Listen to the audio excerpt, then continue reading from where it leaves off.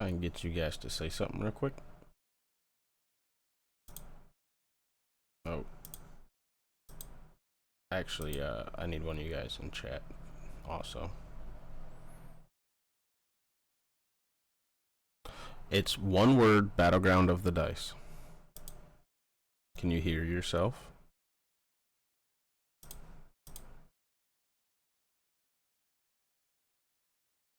You cannot.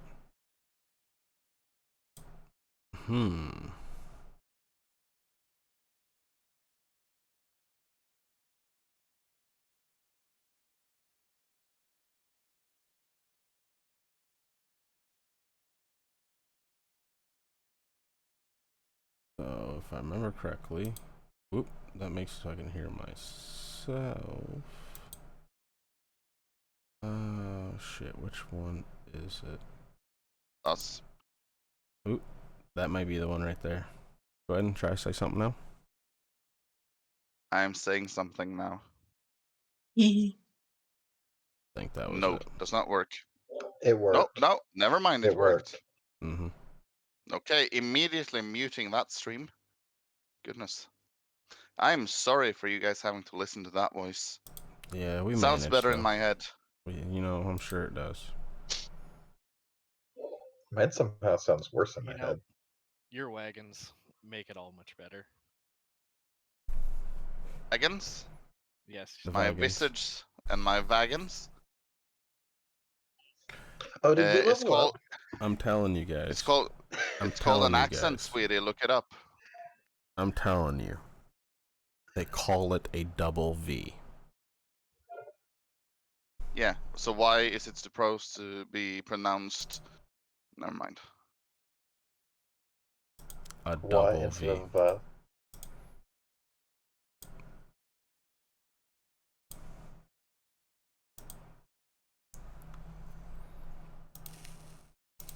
Man, I miss rolling my real dice. I have so many of them. There's so many. All right. Are you guys just vibing up there? Yeah. I can't find it anymore. It's not on my screen anymore.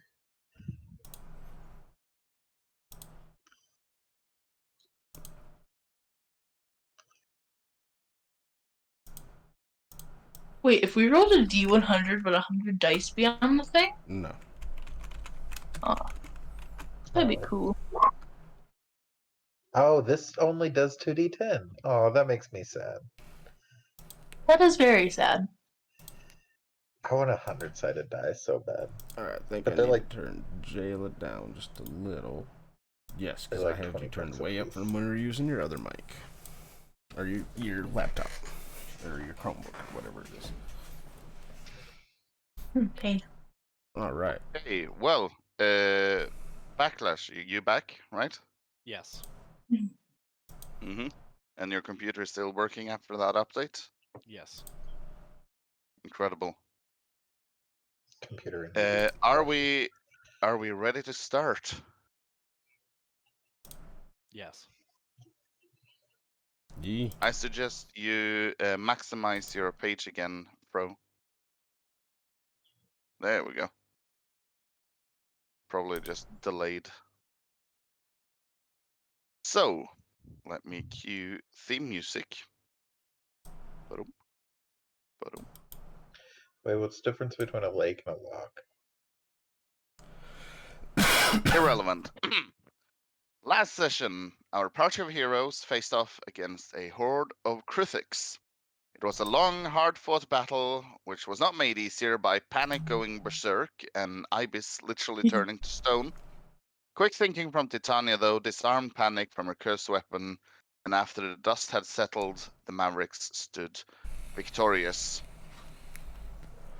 It's fine, guys. We started late, but we took it back in on a short recap. So, I do want to state that I was trying not to metagame last week, because we all knew what was going on, but I end up making a mistake, which caused me to metagame. Because that suggestion spell was literally going to be hand me your sword and stand there. But I fucked up. That's why when I mentioned it later. When I'm like, hold up, that's not a command spell, that's suggestion. It's like, oh, fuck. Now I just metagamed.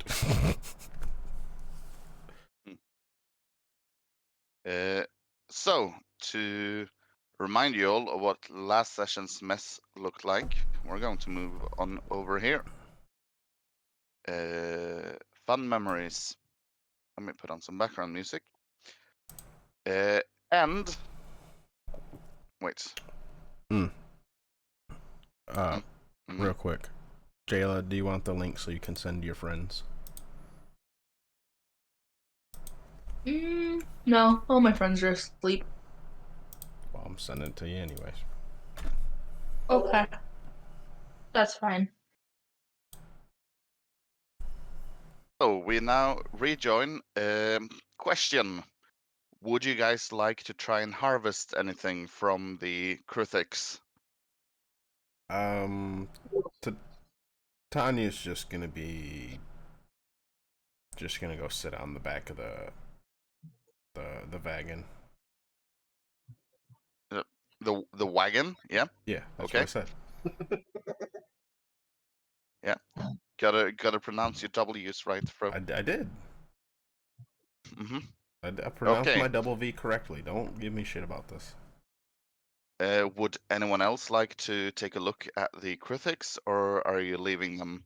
There is a lot, meaning you probably can get whatever parts you want, but you have limited room in your bag of holding for carrying around Cruthix parts. The big one had exploded, right? The big one's head did explode. It did. If you would like, you can roll a nature check to see what would actually be worth anything of the available loot.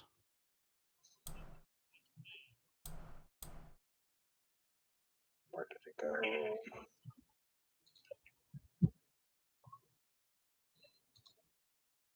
Okay. Well, luckily I wasn't talking to Peril. Starting off with my nature. Well, you actually do have advantage on nature roll, so it's an 18 because of your Tilwithian blessing. Okay, so if I wanted to know if it was used in spells, would it still be nature or would it be arcana? You can roll Arcana to see if it's useful for spells. Okay.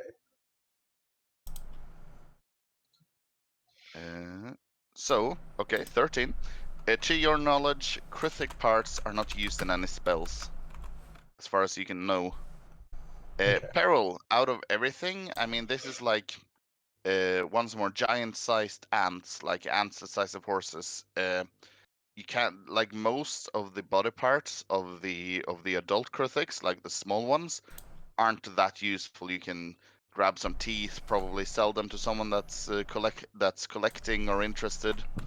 The one thing that would be valuable is probably the outer shell of the Hive Lord Cryptic, which were very thick and very hard to penetrate. You remember from fighting it, and that bone could probably be fashioned into some sort of armor or useful of some kind.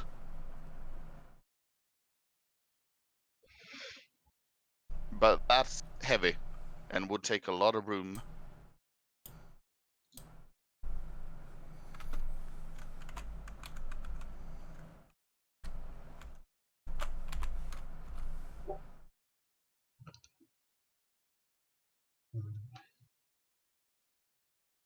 I'm thinking Peril mostly just wants to continue down the tunnel. Yeah. Yeah, I'd probably pluck a tooth or two out of the other ones just to keep as a souvenir and call it good. Okay. Yeah, you don't need to roll for that. That's easy enough. You can add like a couple Cryptic teeth to your inventory. From the small ones or the big one, because you explode its head, so the teeth are everywhere from that one. Yeah, I think just from the small ones. Yeah, fair enough. So you have 2 adult Cryptic teeth. Titania Peril's will not mage taking hand any. a big one to herself real quick. Okay, yeah.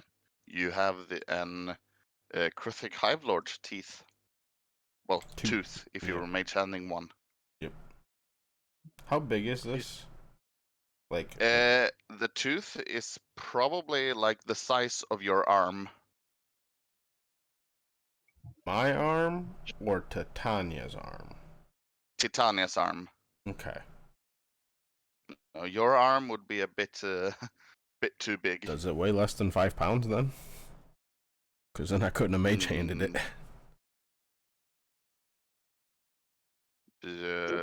Let me get my handy pound to kilogram cart. 2.2 kilos per pound. 2.2 kilos. Okay. Or wait, no, 2.2 pounds per you're- kilo. I had it backwards. It's also 10 pounds, not 5 pounds. Okay, so Well, it definitely doesn't 4 weigh more kilos? than 4.5 kilos, so Yeah. you're good. That's painful. As you guys finish off, you clear the road before the cart and start moving again. You feel tired, very tired. You guys have been going for a whole, probably more than a day in these tunnels now, though there's no way to tell, except if Titania checked her watch. While for we're Adolcha, traveling, could I be Mhm. busting down some of this tooth and like grinding some into a powder? Not the whole thing, just some. Okay, yeah. What would you use to? Probably just I'm a bit of a brute. Fucking back of my shield and my sword. Yep. So you grind down. My pommel, the pommel. Mm-hmm. Actually, unless that would be in that kit that I have, Yeah. then I would, if I had the tools to do it that way, then I'd do that. In that kit, I don't think there would be anything to grind down. I in didn't that kit. think so either. I just No, I don't think so. Yeah. Is it specifically? Is it? No, yeah, no, there wouldn't be. I don't I'm believe. just gonna use this for that. So. Mm-hmm. Sure. So as you start heading down again, Toradolsha turns to you all and she goes, "Right, I don't know about you lot, but that's quite enough for me for one day. We should try and set up camp. There won't be any places as good as the next one. There's no change in the monotony of this tunnel. So I suggest we just hunker down. Now, since nothing else has appeared since all that battle ruckus, probably nothing will appear. It's my wisdom anyways. What do you all say?"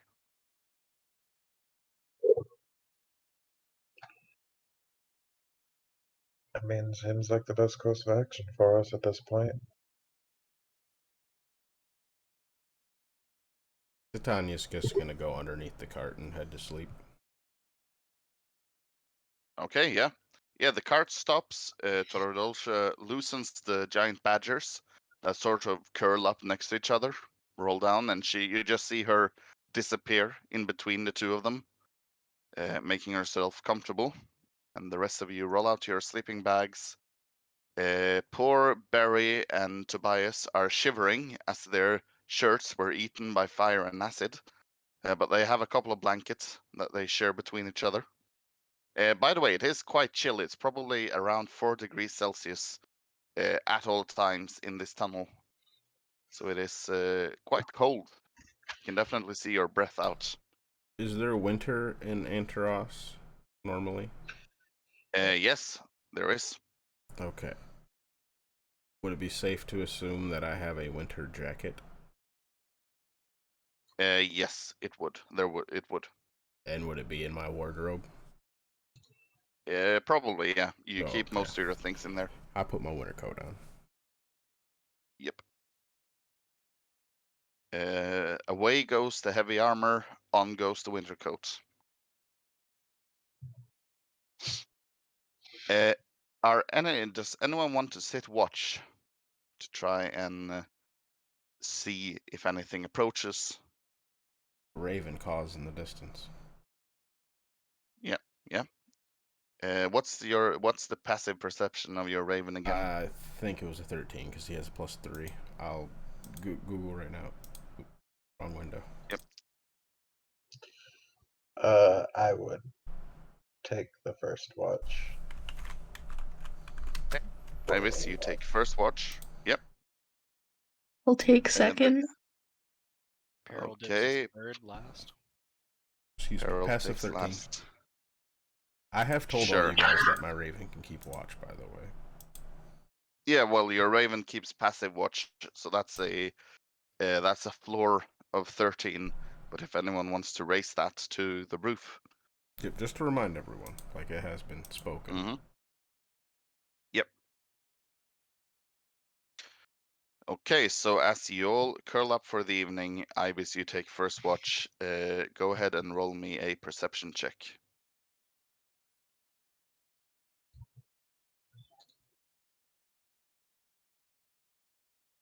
18. Very good. The tunnel is deathly silent.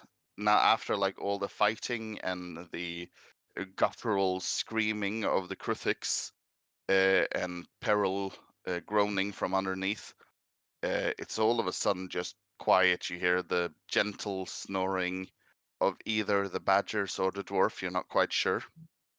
And as you look down the tunnel, you see nothing one way, you look the other way, you see nothing the other way. It just keeps going until your dark vision ends and then just on into what seems like infinity. And your watch ends.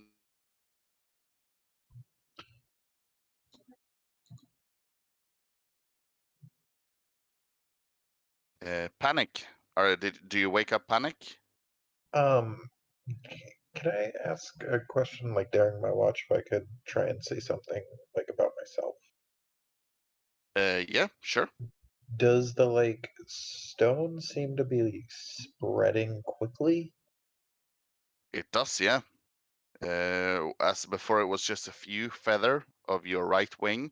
It is now spreading up your wing, and you notice when you were flying in combat, it was a bit heavy to fly, and it seems to be spreading. And you notice faintly on the fingertips of your right hand a grayish color. Do you play guitar, chance? No. Okay, so like, guitarist gets really calloused fingers on I the do. one that Yeah. does. Yeah. Yeah. I know what you're talking about. That's sort of. It's not stone yet, but it's getting that calloused, hard feel.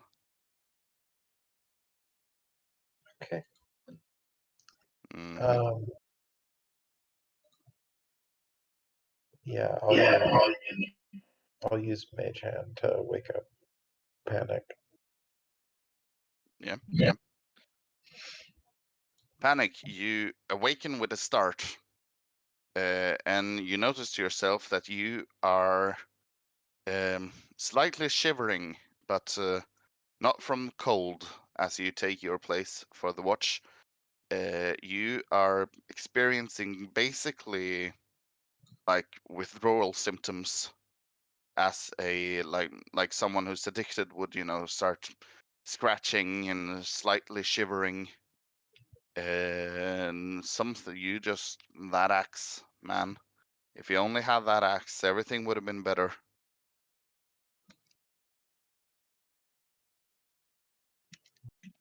That Go ahead and roll me a perception check as you sit down nervously. Fucking cut you. Don't even think about it.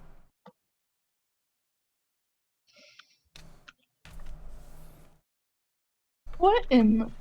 Okay, my screen just said weak. That's fun. I'll cut you. Don't think about it. Yeah. What are we?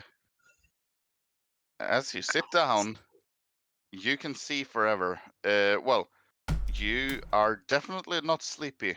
The sleep you had before you were woken was bad, to say the least, and you are wide awake the moment you're awakened.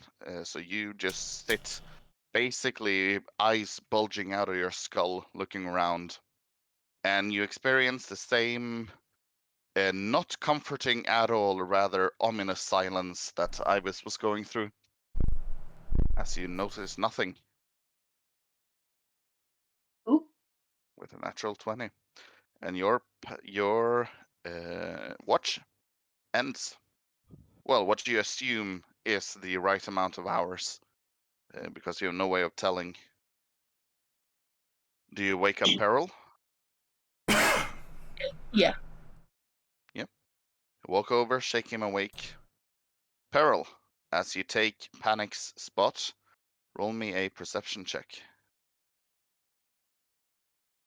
I'm gonna start out with rolling my d12 for my quiver. Okay, sure, go ahead. And that gives 10. me a mind piercer arrow. Oh, very exciting.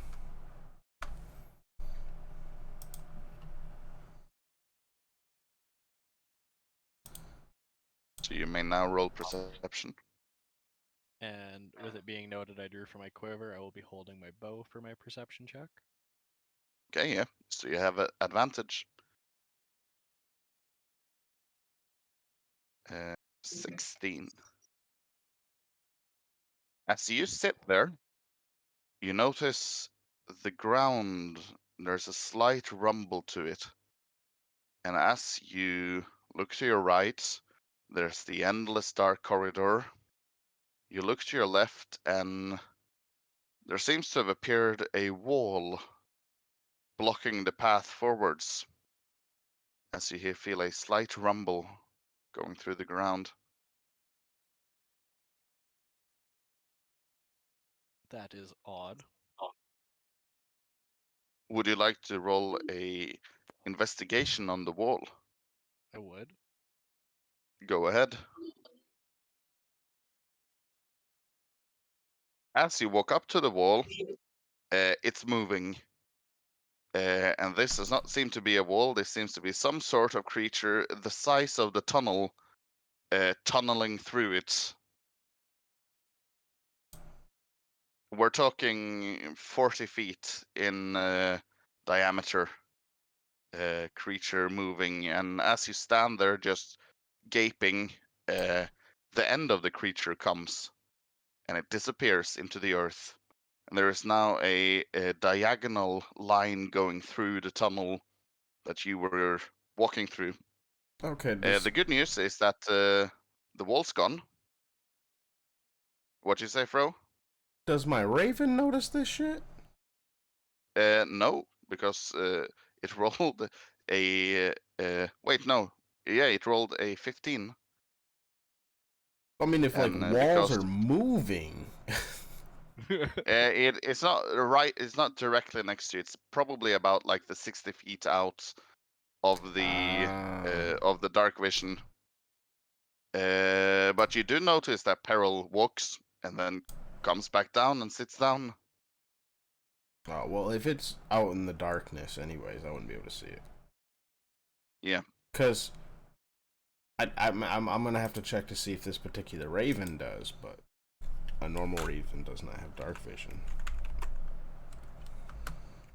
Before I walk back, I'd like to, do a very inquisitive but timid hello in primordial. Mm-hmm.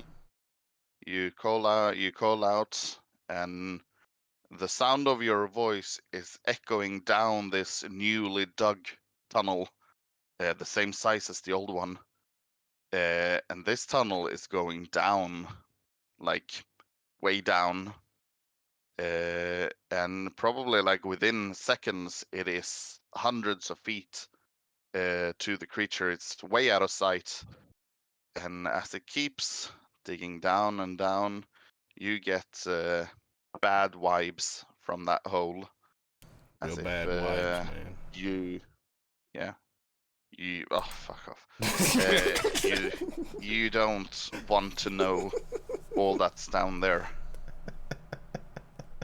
Notably, the wall was slightly purple. Well, the creature was slightly purple.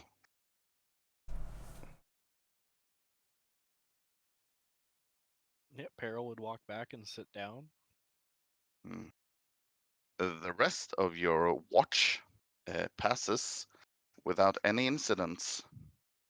Ibis, as you're sleeping, real quickly. you are... When you swap the W's Yeah. and the V is when I think you're fucking with us, okay?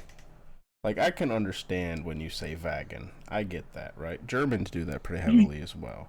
But when you turn around and say wives, I mean, you fucking with me, bud? I mean, it's. I don't know what to tell you. I'm I not know. doing it on purpose. That's for sure.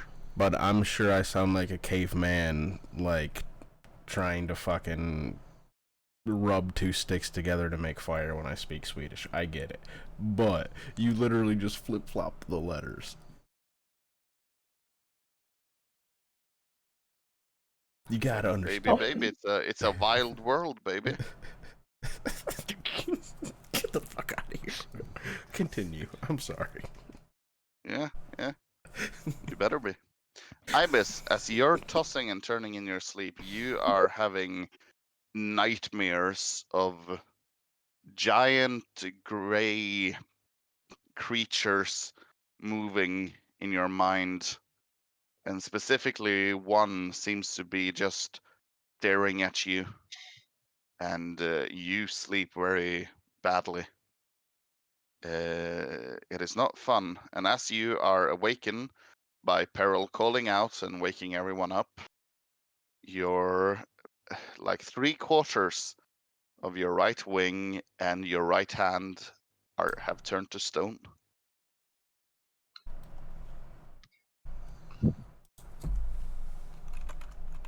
So yeah, Are we on the other side of this? Is there a bigger city? Toradolsha turns to you and says, "Well, yeah, you're going to headed to Gillimore, aren't you? That's biggest city around, outside of Arkfell." I need to get there quickly. I need to get to a cleric quickly. Yeah, no, you'll have no problems finding a cleric there.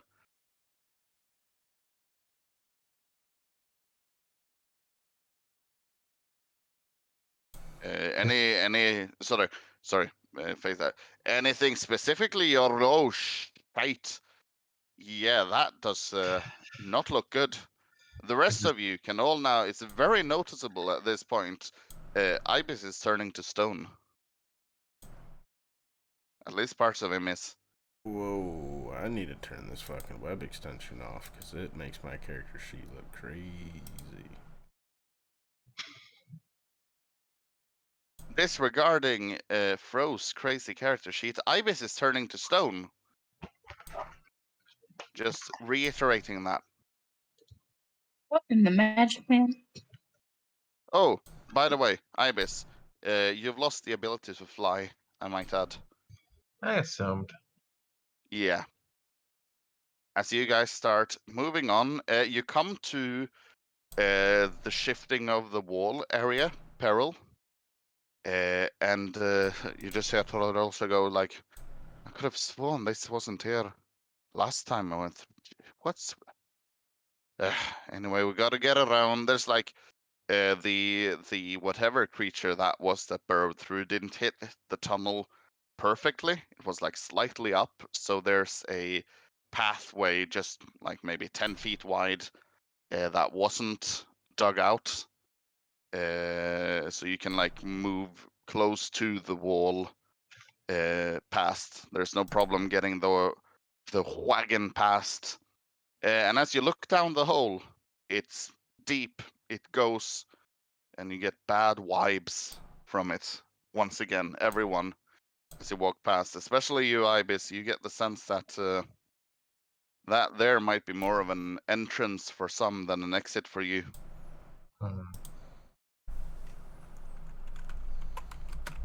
You keep walking, and you trek for what Titania is able to tell because of her watch, several hours. You probably walk for another 5-6 hours, and there's just the same monotonous tunnel, never ending, until after the 6th hour, you start going upwards. Sorry, after the 5th hour, you start going upwards. and you notice a bit more signs of civilization, I guess. Uh, uh, signs of civilization around you. Like you start noticing tunnels going off to different sides, like mines, mine shafts here and there. Before you guys finally arrive, let me just get my notes. Yep, keep going up, and finally, off in the distance, you see the light of day, which is brilliant white compared to the like blue shine that the crystal on top of the wagon has been providing.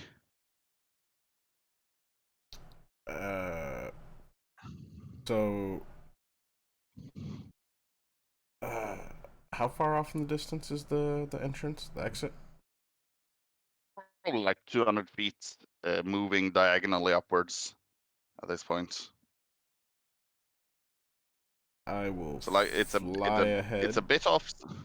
Yep. to make sure that we're all clear. Okay, roll a perception check for me.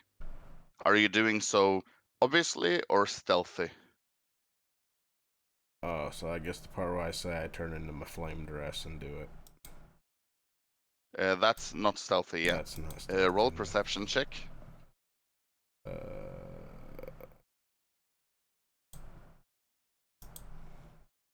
14.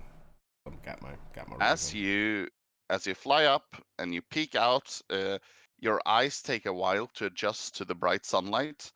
You can tell that it's past midday, probably the day after, and you see nothing outside.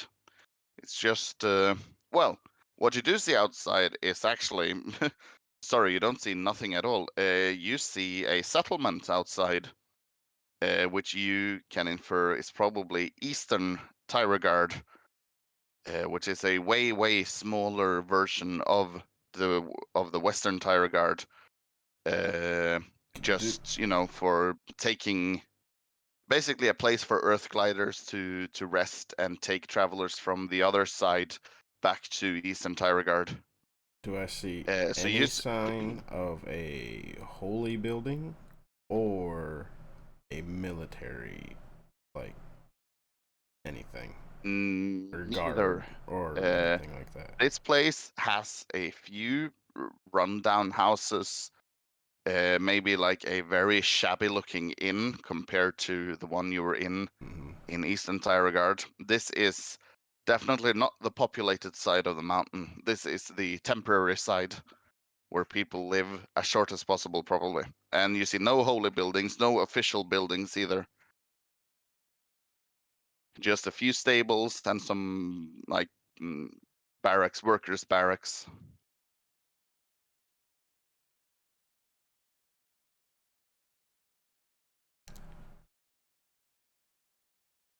I fly back to the group and just let them know that. As like, you say that, hey guys, there's a tiny little camp up here. Toradolch goes, yeah, that'd be Eastern Tyragard, yeah. It's way smaller than Western. It's just placehold basically, but I mean it's functional, and the Earth gliders have a decent place to stay, to rest between travels. You won't find the comforts of Western Tyragard, but it's decent. We're not staying. We have to keep moving. Oh yeah. You guys are. If you, I mean, do you have that watch, perchance, Ferry? I stare at her. We're bringing it up. Yep. You check the time. It's a little bit past noon. You guys slept for way less than you would have during normal times. And she goes, "Oh yeah, no, you'll be hitting Gillimore by evening. At this point, You gotta So go. let's just get you sorted with some new horses, and you can be on your way. And at this point, you guys Horse. breach into the light, and you hear Tobias mutter, "Oh, praised Solaris! I never thought I'd be that happy for seeing the sun." I've never been much of a. He turns to that would be Ibis, who would be traveling next to him. I've never been much of a religious man myself, but seeing the sun now, I think I might go pay a temple a visit when we're back in Gillimore. Honestly, give a small offering for that one. Stare at his cursed wing. I might Yeah. visit one as well. Oh, right, yeah. Probably, yeah. Solaris would be the best at handling curses of dark things, probably, being light and everything. I don't think there's a temple to Bivid in Gillimore, but there's definitely one to Solaris. Works for me. Mm-hmm. You guys breach out into the sunlight. Immediately there are people like coming over, going, "Oh yeah, how did the trek go?" And Toradulce goes, "So there was this giant ass Kruthic, right? Bigger than the." Just starts going off about what's been going on there. Everyone's listening, and you see a few Earth gliders going like, "So the tunnel is still compromised. Where the tunnel is compromised, you just have to have a little backbone, keeps going off. The Badgers. As Yeah. she's walking away, we saved her ass, just so you know. Well, I think it was a mutual thing. Honestly, the badger, I killed at least one. On top of my badger, I might add. She turns back to the Earth gliders and keep gloating. Wasn't she Uh, buying us horses? uh, well, yeah. She's off to the stable. She's untied the badgers. They lumber off from you. They look towards you, and they leave. And after a few minutes, she comes back with 2 fresh horses that are tied to the wagon, and you guys are ready to head out unless anyone wants to do something in Eastern Gillimore, Eastern Tyragard, sorry. Ibis is in a hurry, but do the 2 humans with us have shirts yet? They do not. So they would probably be like there's a not very stocked, but there is a convenience store basically, and they had some rags that could be bought, and they are clothed. Okay. And just cost them a few silver. As Tobias turns to all of you, Barry sitting once again by his side on the wagon, reading his books. Tobias turns to you all and says, "Well, I guess it's time for the last leg of our journey. Are you all ready to head out?" Yep. Just waiting on you to get a t-shirt. The Yeah, no. quicker the better. Mrs. Rotwood, if everything goes well by this evening, you and I won't have to see each other ever again. Let's all pray, shall we? And gives you like a slight grin and hits the reins and yeah, and starts heading out. The I road think about how again. I actually prayed to my God. I'm like, okay. Yeah. The road is way worse than like between Eastward and Lumberwood and Crossroads and the Quarry Break, even up to Tyrogard. The road just seems worse here. And you guys have to keep a normal pace, but at least you're not slowed down much more. And the fresh horses seem to be spirited, ready to head out. So you guys keep a normal pace. Ibis, you have to walk. I'm sorry. Could I ride on the back of the wagon? Like, was there room there? There was, as long as Peril jumps off. I was on the back of the wagon. But you don't take up space. You're tiny. He's small, but yeah. Peril's thin. No, Peril, you have to walk Alright, if alright. you want to let Well, your I'll do it. petrified friend walk. Alright. Well, I'll do it because I'll assume Para wasn't saying much. So when Ibis goes to hop on the back of the wagon, Titania will just turn to look at him and be like, "We don't talk back here. This is silent time." He just pulls out his book and starts looking for stuff, trying to figure out. Yeah. I do the To see if Daredevil there's head something he bob can and find. Notably, you have to hold the book in your left hand, and turning pages is a bit more of an endeavor than it usually is. God, that would be a pain. Yeah. No, yeah, like petrified hand, you have to maneuver it to flip the page. It's not fun. Excuse me. Excuse me. Well,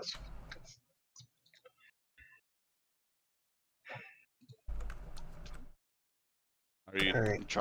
trying to talk to Ibis? Titania? No, this is silent time. We're doing silent Oh, time. sorry. Yeah, I just heard excuse me, so I thought you were Oh, trying to I get his coughed. attention. I coughed. That was Fro coughing. Oh, okay. Gotcha. My coughs usually sound more like a chew than excuse me. You guys Well, start moving up toward this Gillimore. pretty little noise gate, so you probably cuts it down on a decent amount of that stuff. I heard literally nothing of that sneeze, yeah. So let me just consult my chart exactly to the time. Moving. So you guys.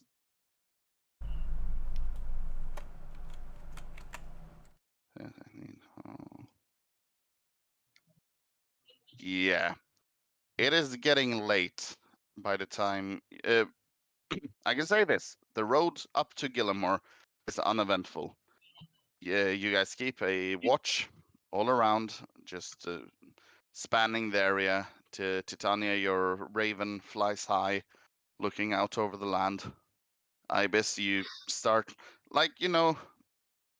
it's sort of like having a stuffed nose, and you start thinking about all the wonderful times you didn't have a stuffed nose.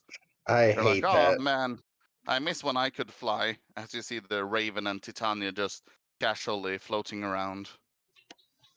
I hate that I understand what you're describing exactly. You're like, oh man, all the things I take for granted in life.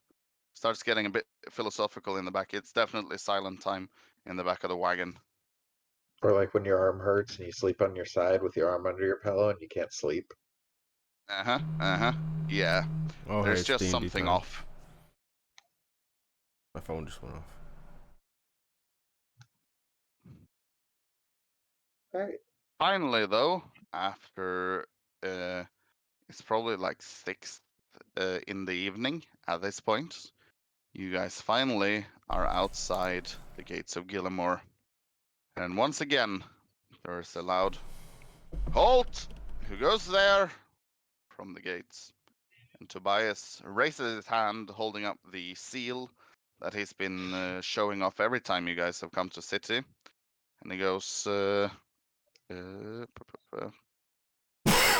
where's my... there we go.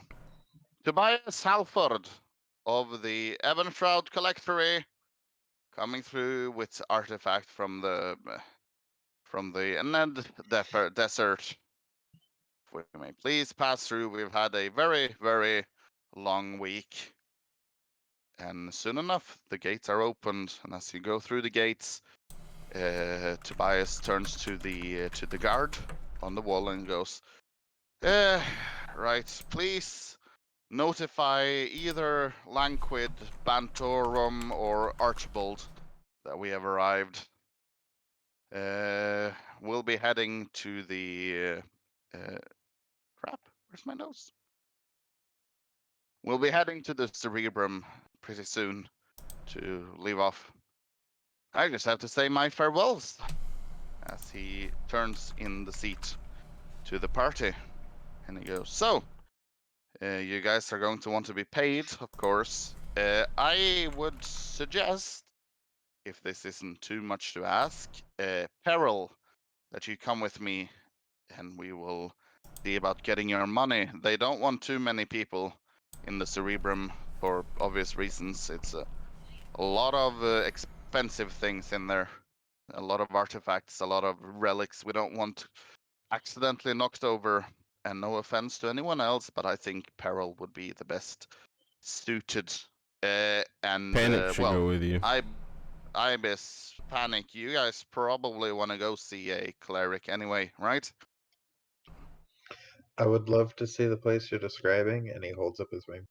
Yeah, I would like to get rid of this mall. Right, yeah. In terms of like the guard, the Solaris Temple, and the guard. Oh, right, yeah, no, that's just down the road, and take a left, and the big sun on the outside of the church. Oh yeah, right, yeah. So you get directions to the Solaris Temple. Titania, wouldn't you go with them, please? Mm-hmm. Yeah, no, I think that's for the best. Right, Peril, shall we? Indeed. As you start going off, you split paths. The three of you going to the left, and Peril and Tobias going to the right. Barry turns around in the seat and starts waving to the rest of you, saying, "Thanks for taking care of us. I hope we can meet again someday." And he's waving at the three of you as they go off in the wagon. A small wave. Just kind of one of those hands up and down ones. Yep.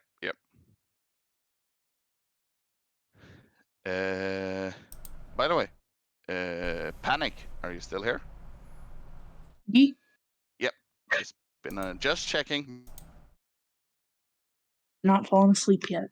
I'm going to roll to see who we will go with first. Okay, Beryl. You are riding with Tobias, and you are enclosing on a very, very large structure, which seems to be the central piece of the city. And it's basically a pyramid with, like, on both sides, two smaller pyramids attached, growing out of the first one. And there seems to be something floating at the very top of the, like, the peak of the first largest pyramid. So are you getting me right? One big in the middle, then a smaller one on each side, and then an even smaller one growing out of that again on each side. Yeah. And as you guys head the main gate, there's like a ramp going up, and Tobias is now letting you ride next to him in the wagon, and he explains that. Yeah, there's the cerebrum. Basically, well, the idea is that it contains the memories of this world, you know, like a brain would, just collecting all historical relics we can find, basically. But you probably probably care more about getting your money. Is that right? Gives a smile. Peril's just gonna be kind of staring at the big buildings, like still not adjusted to the city life or magic. Well, not adjusted to the city life is one thing. This building is big. It is. Let's see if I can give you a. So, I guess that's what I would say to Europeans. You're not European. The Pentagon would be would be similar size to this building. It's a very, very large. Only also tall. Backlash is also Canadian. You're Canadian, right? That's right. His money smells like maple syrup. Right. So nothing is large to you. Okay, No, sure. it is Bullshit. very They got- flat they and got straight. You remember moose. this? Yeah, I remember. The picture you sent me of your workplace, like the warehouse, the large where the large apocalypse machines are held. Imagine like one of those, but stacked on top of each other, like two of them. Okay. Yeah. Two apocalypse machines stacked on top of each other. Sign me up. No. No, I know what you're talking the about. apocalypse machine But goes I also inside know the what warehouse. I'm talking about.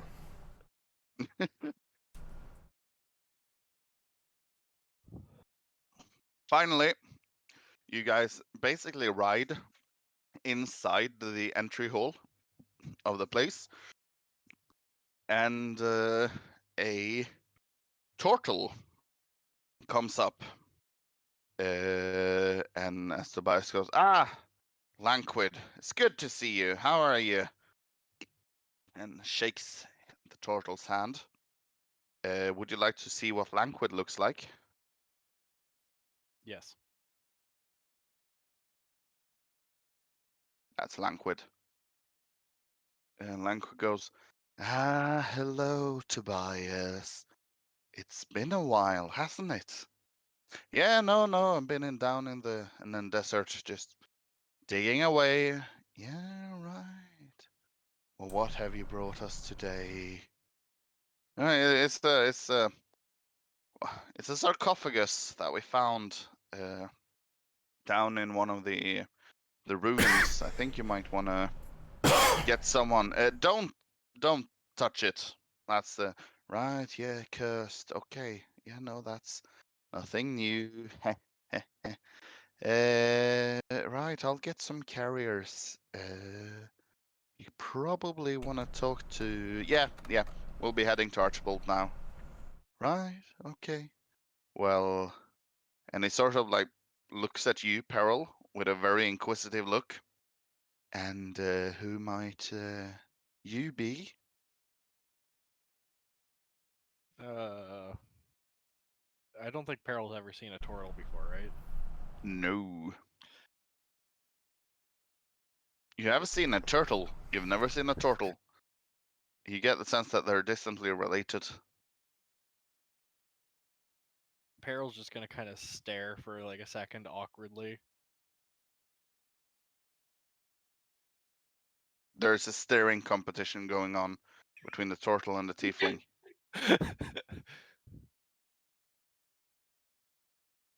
Not much of a speaker, is he?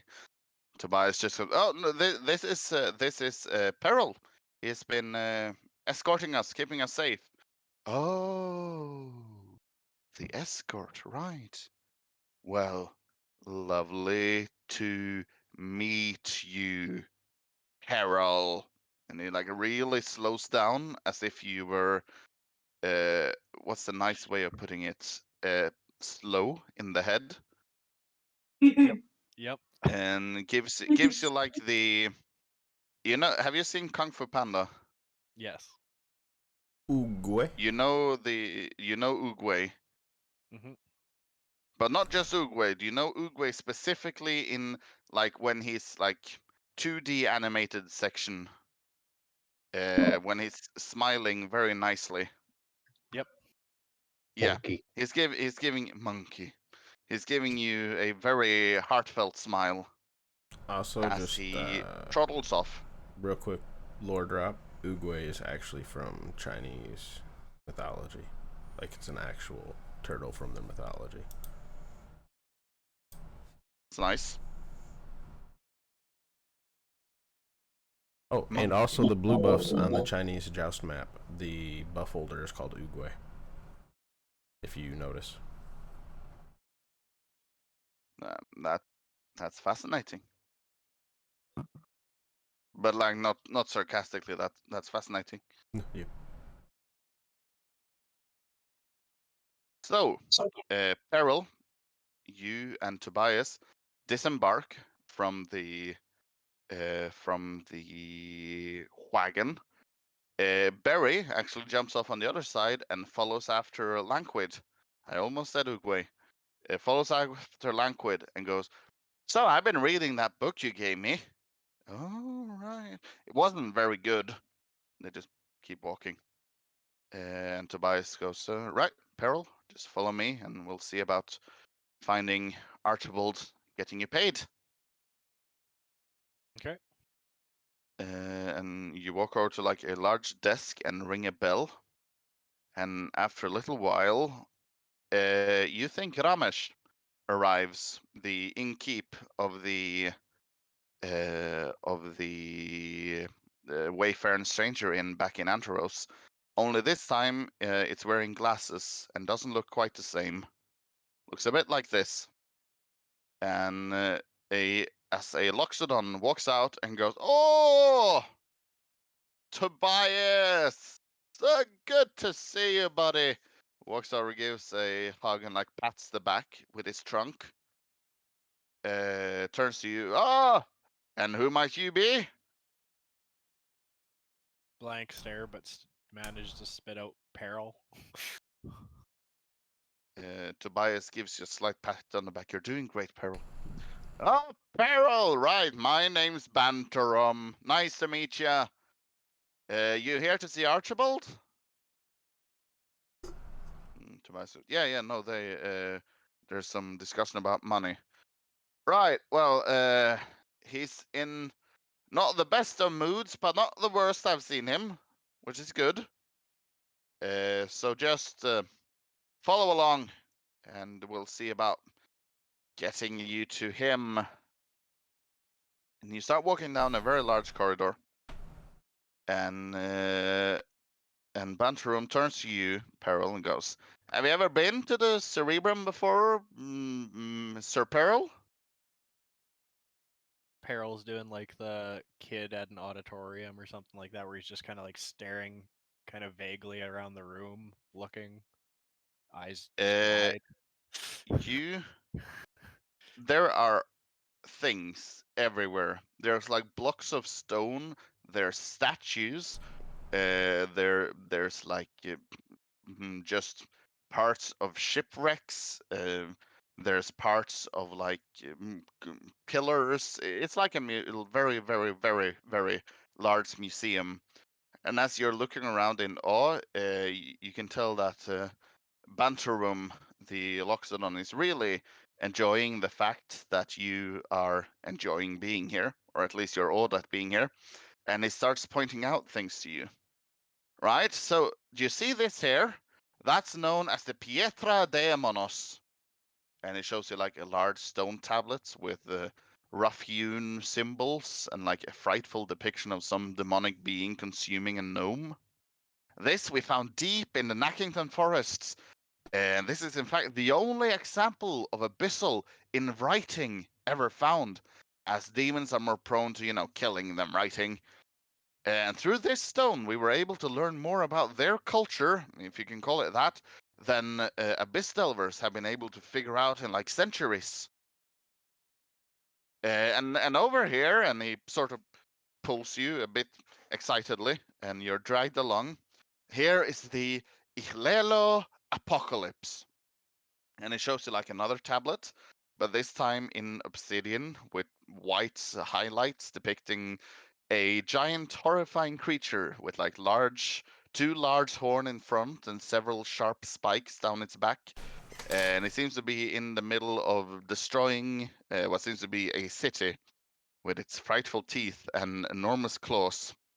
It's theorized by some that the Enid Desert, the home of the, mysterious ancient civilization of the Alelo, in fact used to be lush fields and jungle, like other parts of Iscaria, nearer the capital of Icomkulu. But some apocalyptic event involving this nightmare creature turned it into the wasteland it is today. Not a very likely story, since no one creature could cause such devastation, but our archaeologists, and he slaps Tobias a bit too hard on the back, are working hard to try and excavate the truth through the ruins. And as you stand looking at the placard, you're like trying to take in the detail. He just grabs your arm and pulls you along down a corridor, and he goes, "Ooh, I'll show you something less tablety, perhaps." Drags you along past just statues. There seems to be like a Medusa that petrified herself. A very lifelike statue. You're uncertain if it's actually a Gorgon or if it's just a depiction. How's Peril reacting to all of this, by the way? As he's saying like these big fancy names and stuff, Peril's like under his breath, like mouthing the words or trying to at least follow along. Mostly just like Wait, just so the name drops. aren't completely they're just not random. Uscaria would be the bottom country, basically under Oblistan, where you're at if you're looking at the map, and the NN Desert is the very large desert in the middle, and then Ikomkulu is the capital in the jungle, the Uska jungle part. Okay. Just so you're, on the Yeah. map. Wait, how is Yeah. that pronounced? Huh? Ikomkulu? Oh, that's an I. Okay. Yeah, like when you'd say like Income Kula, Peril's like not really saying anything audible, but you can tell he's trying to mouth the words. Nice. He pulls you along. Something less tablety. Okay. Here we have the chest of the goddess Dare, known as the High Lady of the Plains. And it shows you a large rectangular chest, seemingly made out of some blackwood with silver detailing that's forming like a written language that you do not comprehend. She has no official temples or instituted priestdom and is worshipped only by sects, cults, and the like. For example, you might have heard of the mythological beggar knights that have been said to have worshipped her millennia ago. Humbug, of course. Anyway, this is supposedly one of her relics, said to be a gateway to other places, planes, and dimension, other universes even. But conveniently, it only works when Dare's omniscient knowledge wills it to for universal purposes, meaning it is never activated in recent memory and never will, probably. So let's move on. Archibald's office is right down here. Peril's gonna like pause Keeps. for a second as she goes to start walking away till she notices, Mhm. and then be like, "You mentioned the beggar knights." Oh, right. That's yeah, the beggar knights. You probably heard stories about like they're supposed to be like interdimensional fighters, like protecting the universe. Very much, something you tell the children as fantasy. Quite a lot of stories about them popping up here and there, but nothing coherent. How so? Why do you ask? Is there anything in their lore about a like I don't know, like a giant eye in the sky? Uh, well, that's oddly specific. I'm going to roll a history check for Bantram. Not bad.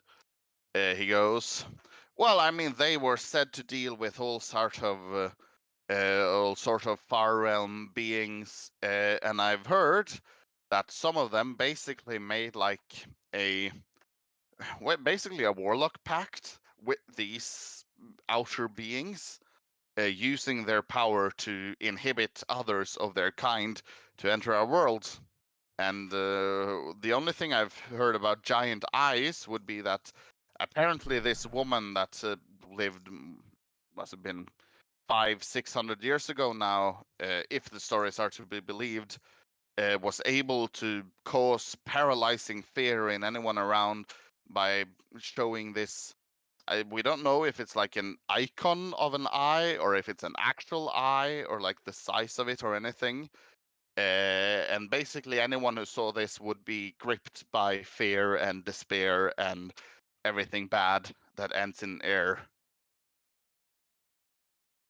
Why do you ask? That's a oddly specific thing to be asking for. No real specific reason, just had I don't drink that much, but when you're in the taverns and the bars as you travel, you overhear words. Yeah. No, these tales they go around and they change every now and then. Something's added, something's diluted. Oh, one has an arm that's possessed by a demon. Blah blah blah. You know, it changes as you go. But of course, myths.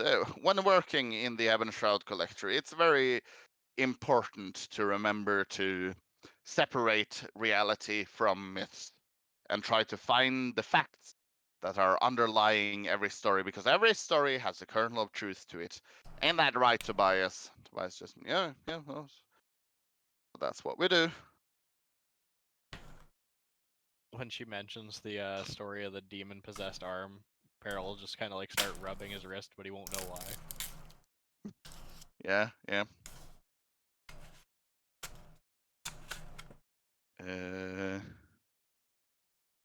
And Bantram goes, anything else you were thinking about? No. I don't pay too much attention to this genre or style. It's a lot to take in. Oh, you're telling me. I mean, we've been collecting stuff here for a few centuries now, and we're still not close to knowing everything. But we hope one day to be the memory of the world. Anyways, come along. Archibald will be right down here. As you head down into a very lavish office. Have you seen Game of Thrones? Nay. No. Okay, never mind then. If anyone has, when around season 5, when Daenerys was living in like a pyramid, but with the balcony and everything, it's very close to what you're seeing here. A very large room, and there's like a balcony off the side of the pyramid. There seems to be like a private chamber off to the side, and then there's the official chamber, where a high elf is sitting behind the table, and he looks a bit like this. Also, I think he found the only group of D&D players who none of us have watched Game of Thrones. I'm a little bit impressed. I've been told, I've seen parts of it. I've just never actually watched it. I mean, I've it's seen good. the memes. You've seen the memes. You know enough then. Winter's I've seen the Tale. fight Uh, scenes. That's Part about it. one, I think. I don't know. It's worth watching if you're old enough. You see this high elf sitting behind a very large table, like half moon, a crescent moon shaped table. As you walk in, he looks up from his glass of whatever he's drinking. And as soon as he sees you, Peril, his eyes narrow. And in Anteros, you never felt this, but back in Persia, the old continent, you felt this all the time. You feel judged by the look of this man. Would you say As he he looks up, feels prejudged? he seems to have prejudice against tieflings. As he looks up and says, "What is the meaning of this? Tobias, why you have brought a man to my presence? What is he If one can speaking? call it, he's speaking common. He's not speaking Elvish. Speaking common to Tobias because he's addressing Tobias.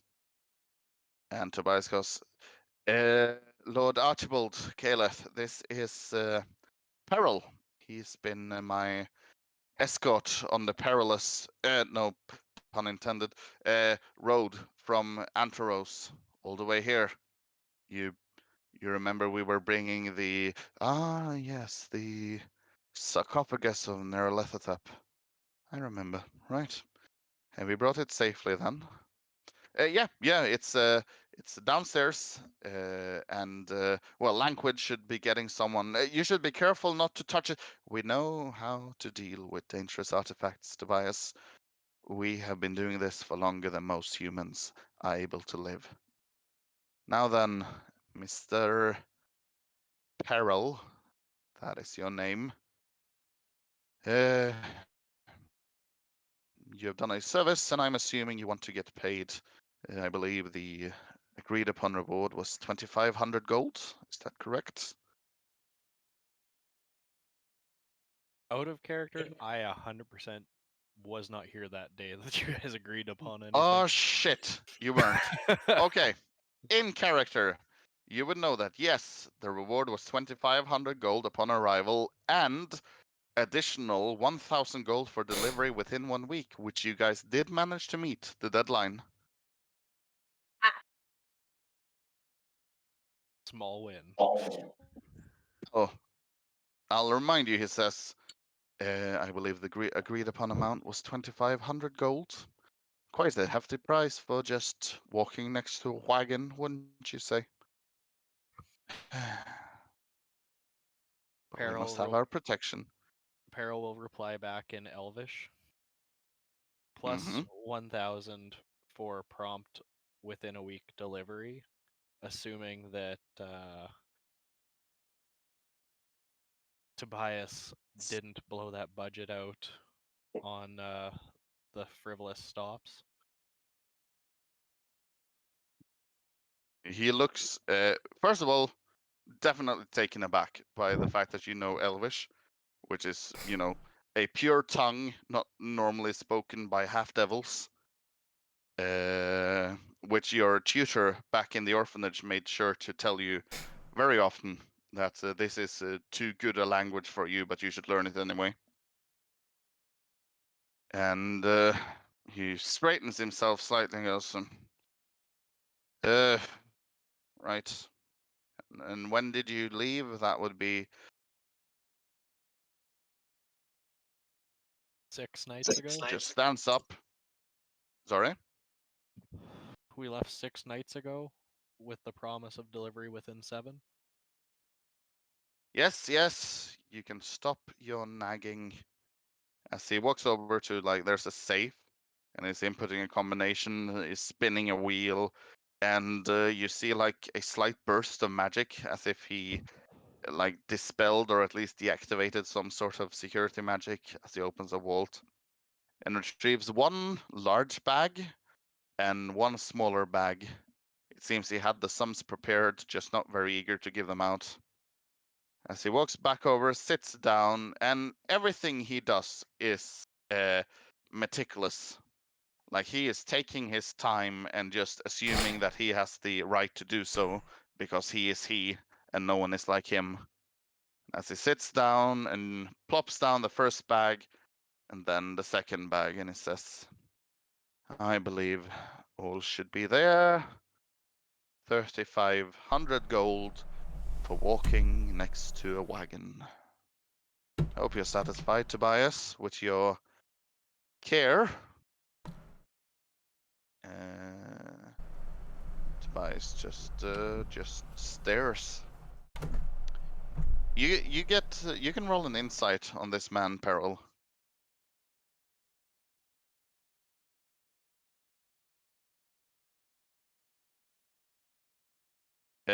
Bully is slightly the sense you're getting. Like, this is a high elf in the worst possible way. Do you know what I mean? Yep. You know, cocky, snobby, thinks he's better than everyone else. Probably lived for a couple 100 years, if not 1,000. The worst kind of elf. Well, was there anything more, gentlemen, or can I go back to using my time for something more progress? Sorry, I'm brain farted. What's the word? For something more useful.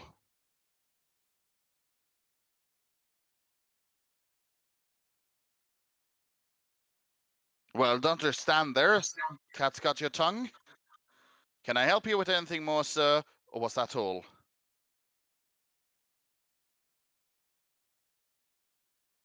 May have lost backlash. Peril will Oh, okay. Peril will just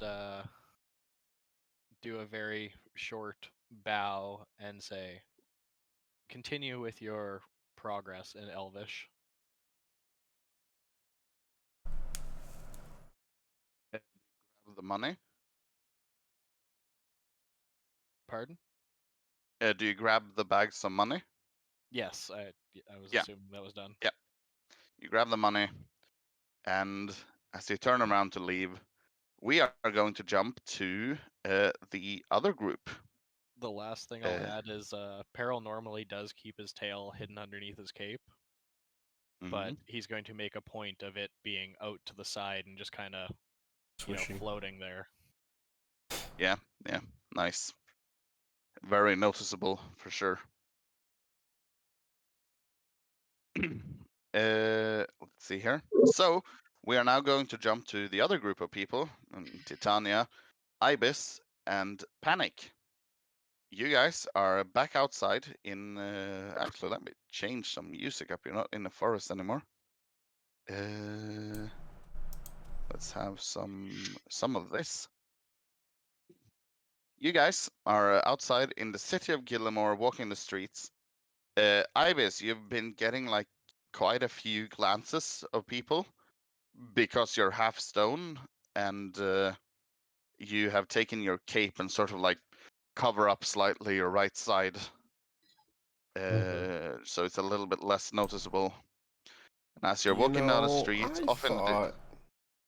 I forgot he's literally being petrified, and I thought you were just like, oh, on all of this medications, you're a little stoned. Like, the dude's on fucking drugs, and I'm like, wait, what? No, petrification is No, turning no, to stone. I got it now. You meant you were literally half stoned, and I'm like, the dude take what, fucking 4 Vicodin or something? Like, what's going on here? Yes, that is what I was trying to say. Yep, I got Ibis, you need to lay off the drugs, man. Lay off the drugs.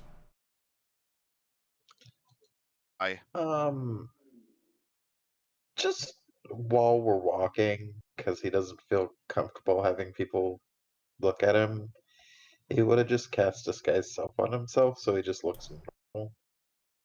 Okay, so you just look like the normal Ibis then. Yes. Okay. Do you inform your companions that you're doing this before you do it? Yeah. Yeah, okay.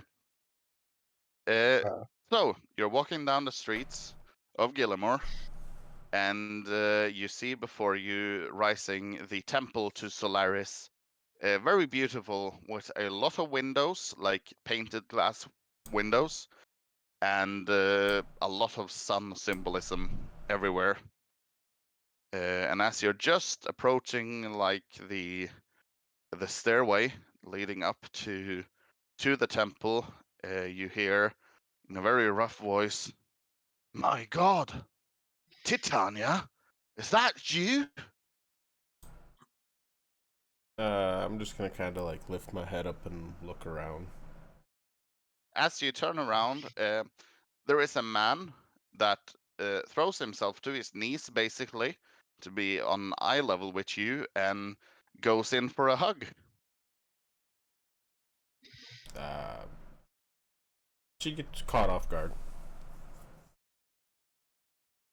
Faces you quite like heartily, and after a few seconds, you recognize the shaggy blondish hair and the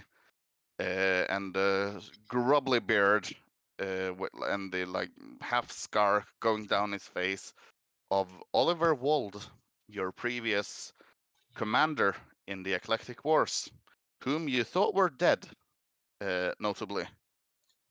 And I'll just be like, sir, you're alive. What?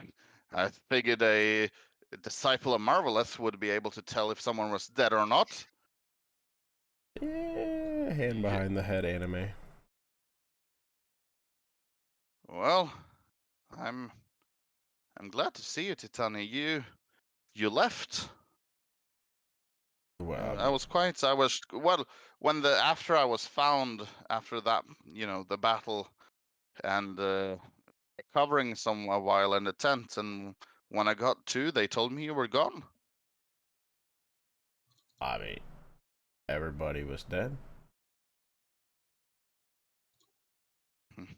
Well, not everyone, right? And he pats you on the back as he stands up. So what are you up to these days, eh? She's still gonna be quite caught off guard. She's used to people dying, not coming back to life. She's like, I went to school. And she's just gonna kind of smile and like hands on the hips. You went to school? Well, how did that go? I graduated. I'm a magistrate. Oh shit. Well, Mrs. Rotwood, I guess then, magistrates of Oblistan. I'm very impressed. So I guess you got life sorted out then. Oh, I still have no idea what I'm doing. Well, are you looking for work?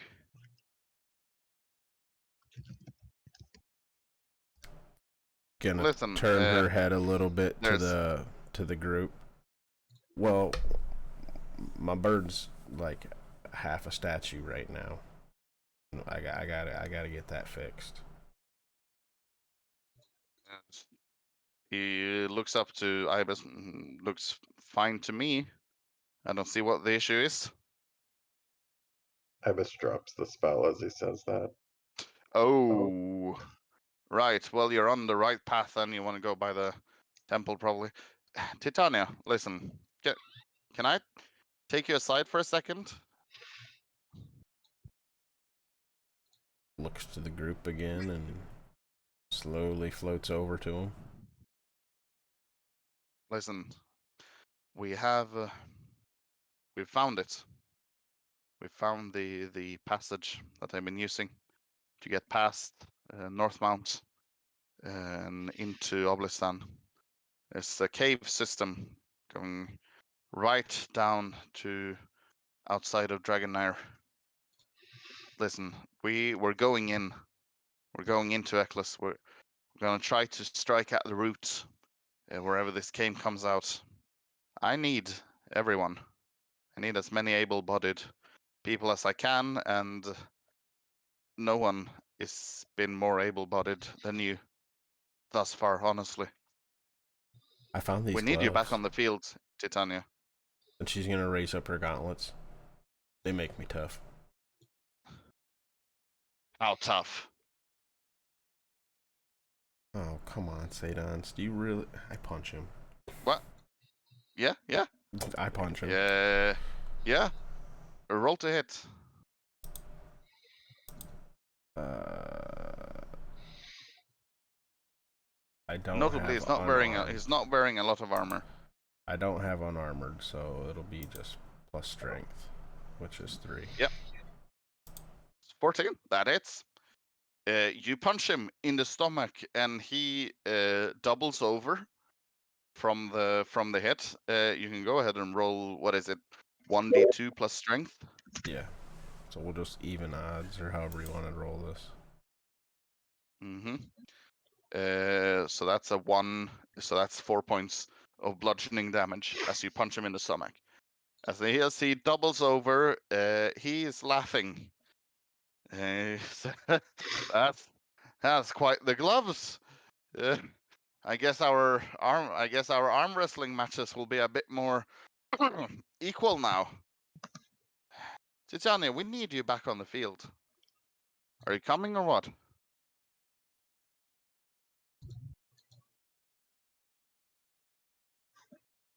Gonna turn. Look at the group again.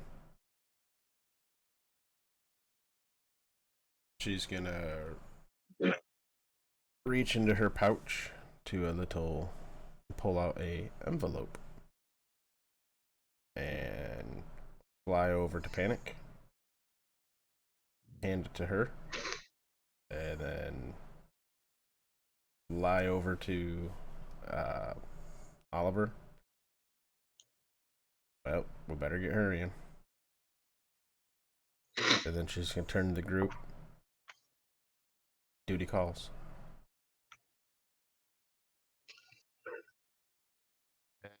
Notably, Titania, you still have the rolled up scroll that was supposed to be delivered to Arkfell from Jean Baptiste.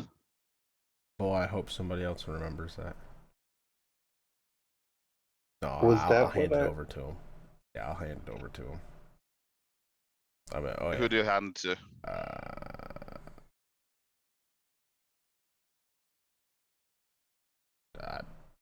Probably Panic could get that. No, Ibis. Mage hand it and take it. And as I'm flying away, you ain't getting your damn sword back either.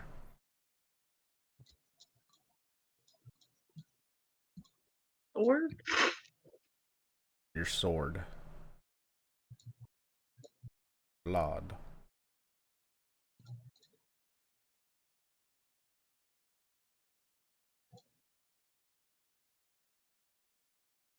Yeah, because Does I took anyone your say sword. anything? Does anyone say anything as Titania is leaving?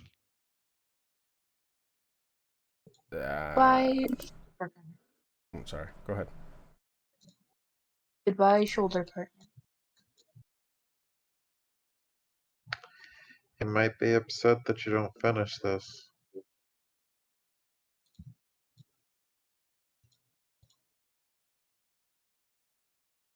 She flies away.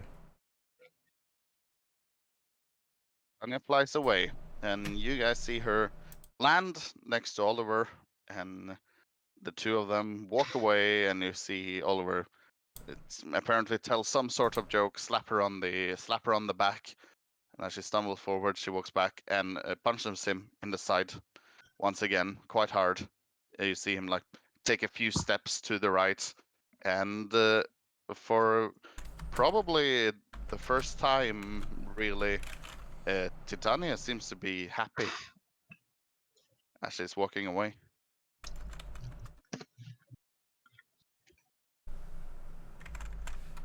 Okay.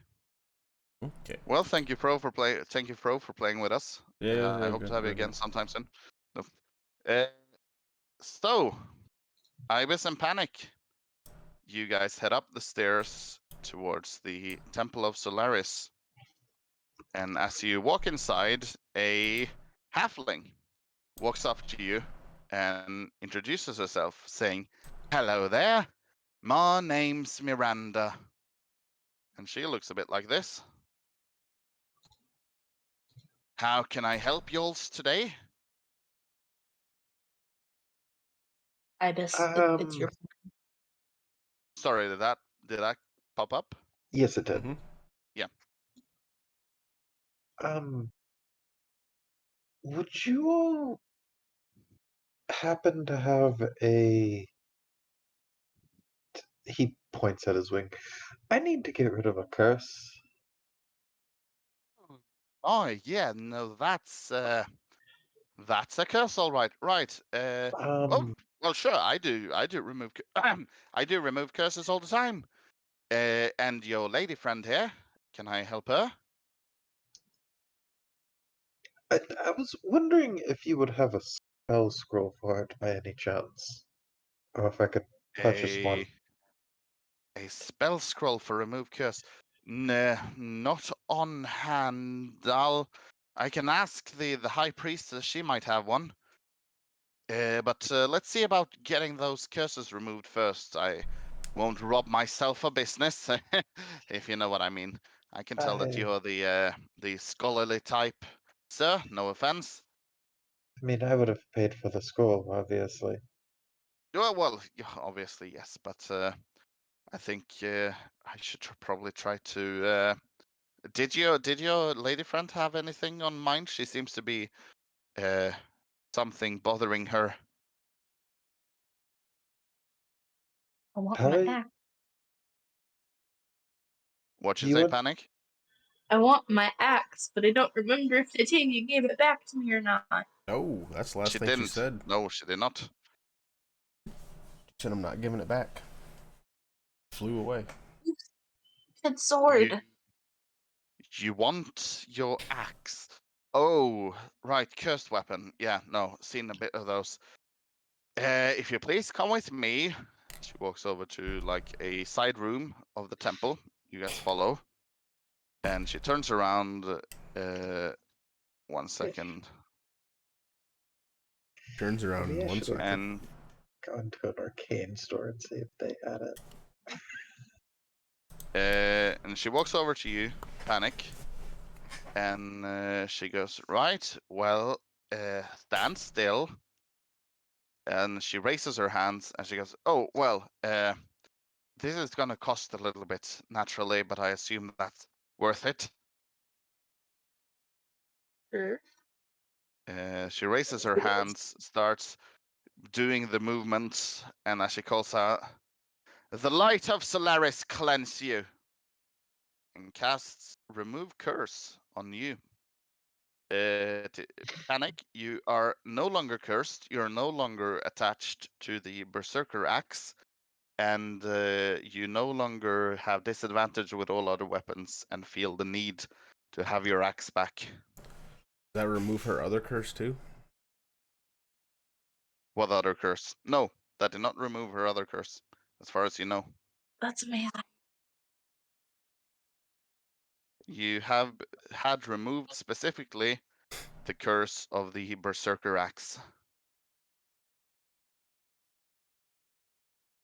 And Miranda Tuk turns to you and goes, right, well, that'll you can pay as we leave. And now back to you, sir. If you'll please show me your wing. I wouldn't. Okay. He'll just turn around. Yep, the wing, showing the wing and the arm, and she holds up her hand again, and once again focuses. Stands still, starts moving the hand, and calls out, "The light of Solaris cleanse!" Yeah! And she calls out in pain. And as you turn around, you're like, "Well, what happened?"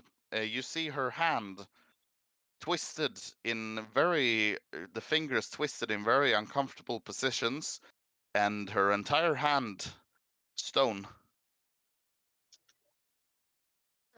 There was a reason I wanted to cast it myself. Okay, okay. Didn't Solaris, forgive me. expect Solaris, forgive me. that. Shit! Ow! Okay, no, we're seeing the High Priestess. Come. Ow. Mike, what did you do to your... And she's like I was clutching checking them. her arm, and her fingers, like I said, bent in very awkward, uncomfortable positions, petrified.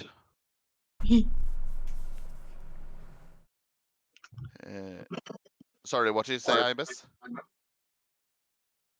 He's just like shaking his head, like, well, that didn't work. Uh, like the look on his face of they should have just given me what I asked for. Yep.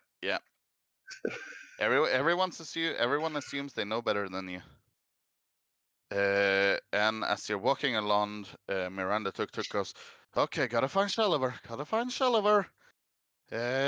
Throws open a door, and a female high elf sitting next to like a painted glass window, reading some book. And she looks up and says, "Oh, Miranda, what's the meaning of...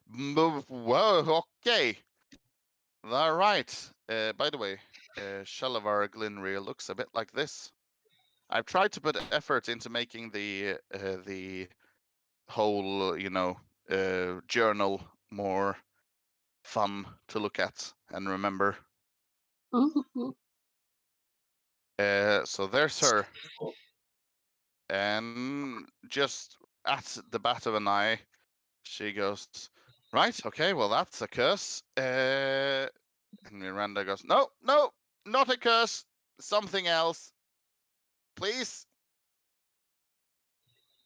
You see Shalavar look to you, Ibis, and says, what's this? Where's this from?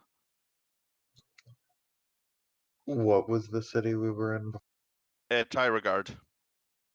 Um, we were in Tarragard. a stone giant escaped from underground. One of the survivors who were around it, I guess the others had turned to stone already.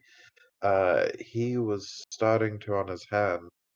I tried to identify what was going on and had touched his arm to do my spell, obviously. And the next day, this began to happen. Right. There's That. also nightmares with it. Oh, good Solaris, there's nightmares. Okay. Did you touch the area that was that this was happening to on the man? You said. I didn't have much choice to cast my spell, did I? No, no, of course. I'm not judging. I'm just trying to figure this out, sir. Please. Right, you two just. And she points to like there's like a table with a few chairs around. Sit down there. As she storms off into some like back part of the temple. You guys sit down and you hear Miranda goes, it's spreading, it's spreading. And you see that, yes, in fact, it is crawling up the arm of Miranda at a much more rapid pace than it was doing on you. Something she's done seems to have aggravated it. As Shalavar comes back, and she goes, right, well, this seems more to me like some sort of disease or something of the kind. Please. And she hands you a bag. And she goes, sprinkle this all over the affected area of your owl friend. Do not touch him.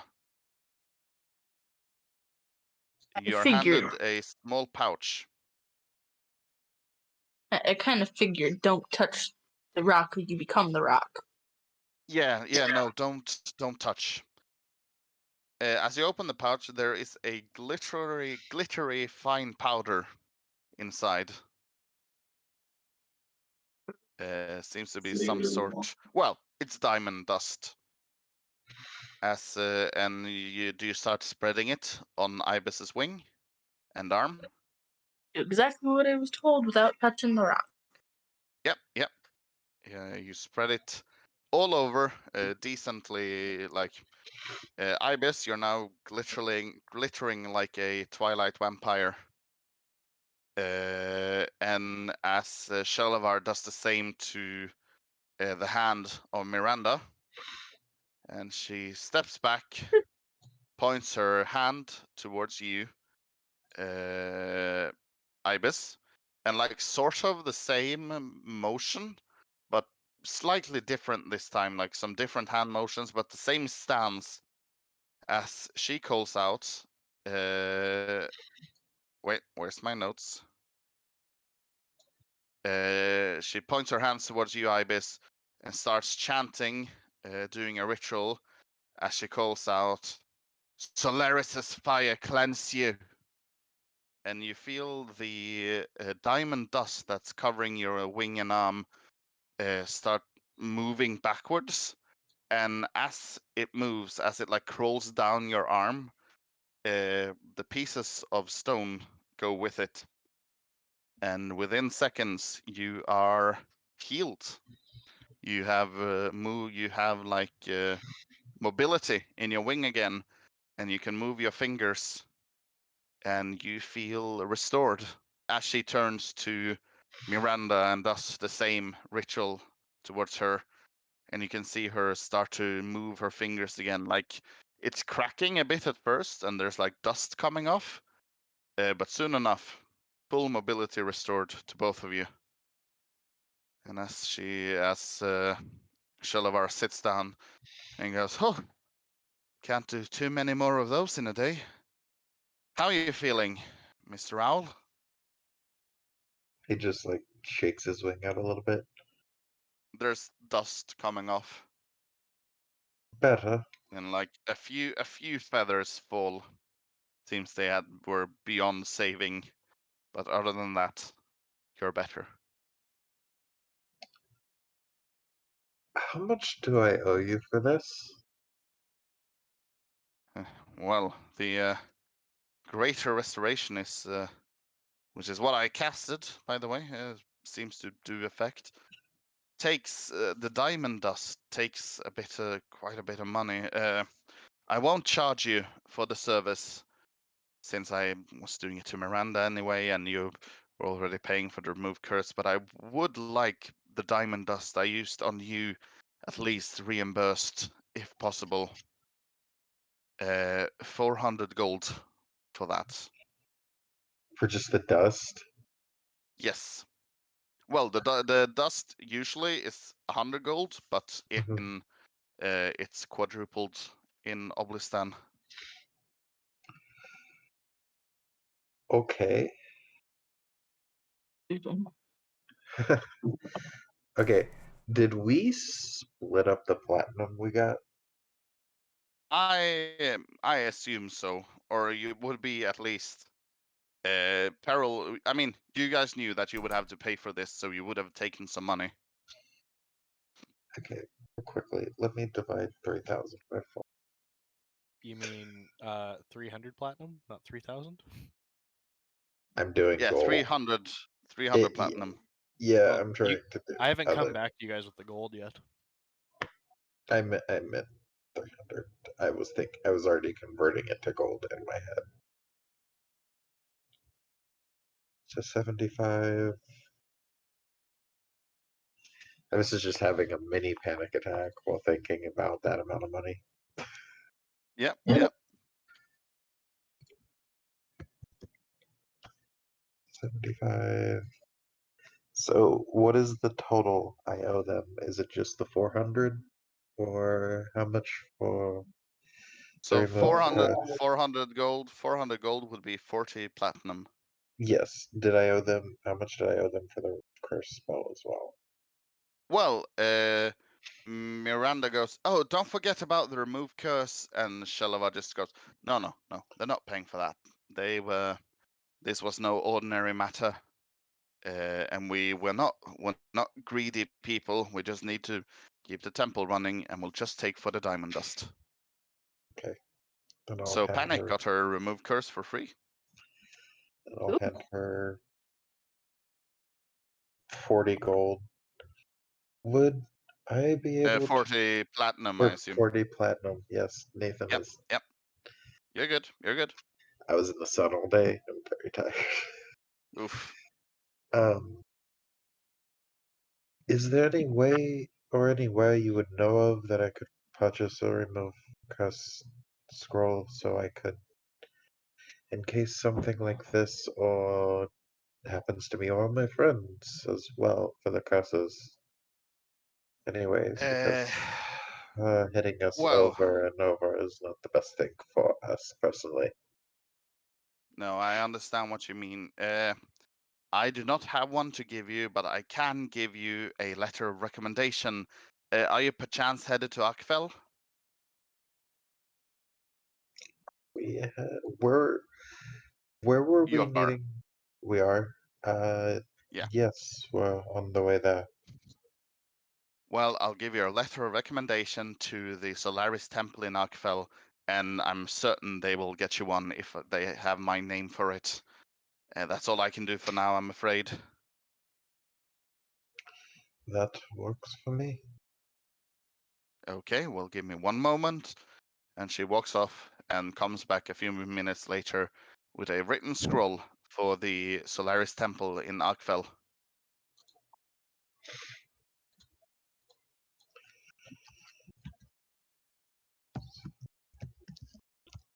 Okay? Another question. Have you ever seen a curse like this? A curse like this? I can't say I have lived for many a year, and I can't say I've ever seen anything like this. I've come across petrification before, for sure.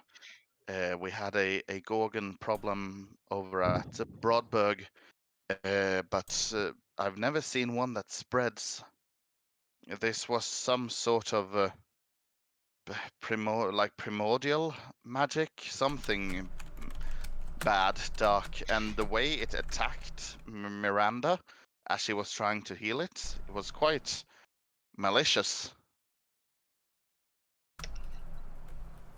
I fear that if you had been completely, turned, you might have not just lost your life, worse things might have happened.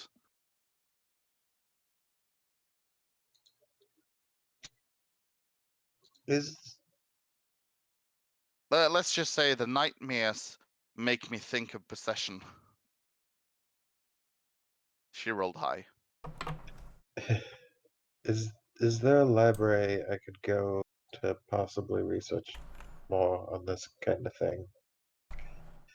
Well, we do have a library here in Gillimore.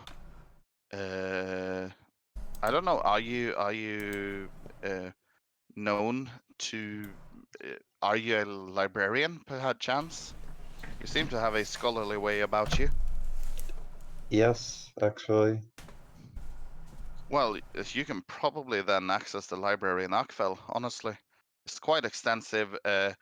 If you're of the traveling kind, the library in Anteros also houses a lot of books that might contain information to this. Thank you. Where was the place that Carol was heading called again? He was heading to the Cerebrum. Would the Cerebrum know anything of something like this, possibly? I doubt it. You're honestly better at looking towards the. Shit, where's my notes? Looking towards the Sapientia matches.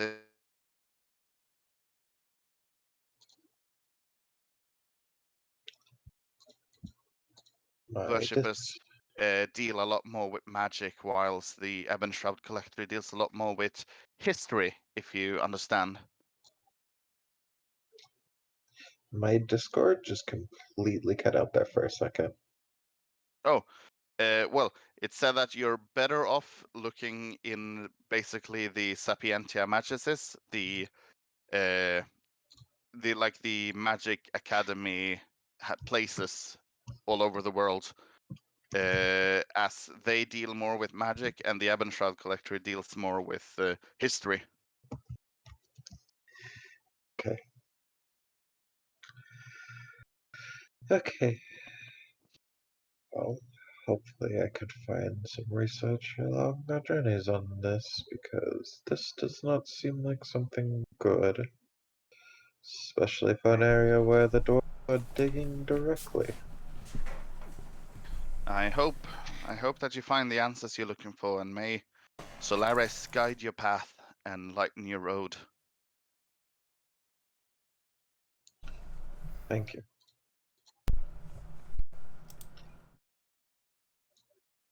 And And as you guys head out, Panic, you no longer being addicted to that axe, and Ibis, you no longer being stoned.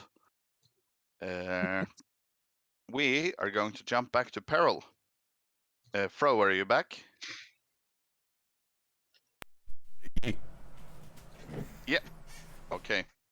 So, Peril, you have been given the money, and you are walking back out into the hallway where you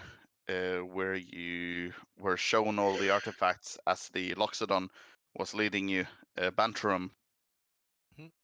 And Tobias walks up next to you and he goes, "Well, Peril, I believe this is journey's end for our current acquaintanceship. Well, since Archibald wasn't inclined to do so, I will do so. I thank you very much for your services. I believe you performed admirably, and I know for a fact that I would have been dead thrice over hadn't it been for you and your party's protection. So I thank you." You're very welcome. Well, Godspeed on your travels. I hope your road to Arkfell is safe. And, I gotta go find my son, see about getting him signed in and get his apprenticeship started. And he extends a hand to you, Peril. And I'll reach out and shake his. Mm-hmm. He nods and he walks off down a different corridor. And 1 second, let me just turn that off. And I'm going to start this instead. You are now alone in the hallways of the Cerebrum as the doors to Archibald's office are closed behind you and Tobias has walked off. And Banterum, before walking after Tobias, says, I assume you can find the way out yourself? Can you point me in the general direction? Right down there, sir. And I will start walking the way she pointed. Mm-hmm. She walks off after Tobias. And as you're walking, you hear from behind a large stone pillar, intricately carved from some ancient civilization or another, you hear, Beryl.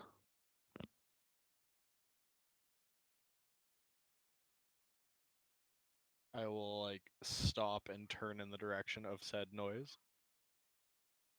From behind the pillar walks, and I'm just going to pull up his art again, just so you remember what he looks like. Nimrod walks out from behind the pillar, and he says, Good, you're right on time. Dare told me I would meet you here, and once again, she was not mistaken. Peril does the blink, slightly like shocked / surprised that he is here. Mm-hmm. Did the thing come up? Yep. Yeah, I'm never sure. And Nimrod, you don't see his face per usual. You just see the brass mask that he's wearing. Walks over to you and goes, "Shall we then? The package should be arriving at any moment." What are we shalling? I mean, sorry, that's me. That's the DM asking. What does shalling mean? Oh, you said shall we? So I was like, what are we doing? Oh, right. Well, you'll see soon enough. And he leads you a little bit down the corridor, and you hear a large thud from the chest of Dare. And Nimrod goes, right on time. You start hearing some knocking and muffled shouts from inside of the chest. And Nimrod extends a hand to the chest and goes, Well, aren't you going to open your gift? Peril has like a slight hesitation. There's something in the back of his mind about touching something that is, Mm-hmm. you know. What's what kind of muffled shouts are coming from the chest, I wonder?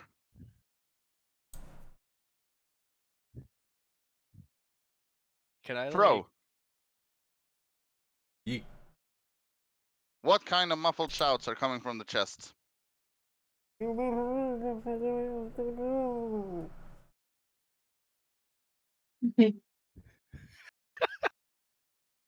Errol, what do you do? is it just like, just casually open it sort of chest, or is there any sort of locks on it, or As you walk over to the chest, the lid glides open quite. You don't need any prying. It is easy to open. And what does Peril see as he opens the chest, bro? A red tiefling promptly stands up and exclaims, Listen here, Opatsky, I'm going to kick your fucking... Oh. Why, hello. And then I did switch over my art and everything. You're still a bear on my screen. You need to refresh. Gotcha. Well, I'm going to so that everyone can see what you look like. I'm not going to show to players because that will reveal too much. I'm going He's to do a red tiefling with a very long tail, wearing a decent amount of silver jewelry. He's got a blackish grayish jacket on, a little bit of fur around the cuff, or not the cuffs, the neck. Very nice black shoes, black pants with a silver guitar, or at least what appears to be silver guitar, and a rapier on his side. With a nice little Peril. brooch. This, well, if you guys look on the map, it should be visible there now. Yep. Yeah. Oh. This man, this tiefling, stands up before you. Is he like 75? Jacques? No, never mind. I am not the Jacques. That is for sure, my friend. Oh. What the fuck is How with did- the mask? And he's gonna point to Nimrod. You see Nimrod standing there. Peril, you can't see his face, but you can tell that he is slightly taken aback by this. Just from like the change in his stance, as you hear him mumble from behind the brassen voice. Well, that's certainly not what I expected. You know, I can agree. Have you seen Lopatchki Wood Elf guy walking around? Last scene, and now I'm gonna kind of scan around. And I'm like, in a shitty dungeon, not a museum. A museum. Museum. The fuck am I?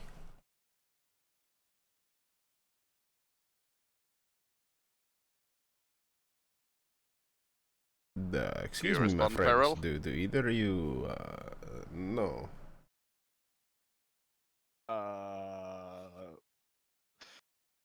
Thank you. We are in Gilmore, and this is the inside of a pyramid thingy. A lot of old stuff here. In a pyramid thing in Gilmore. Okay, better question here, my friend. You seem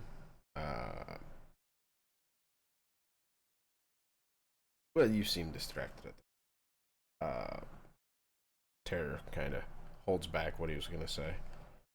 And also, excuse me, I'm gonna take some liberties with this here Seance for technical reasons. Have you heard of the city Ocean Depth? No.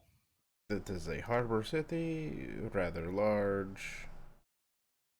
A lot of like famous people. Like, are we close? Commerce Grounds? Question mark. Antaros? Question mark. Does it go by those names?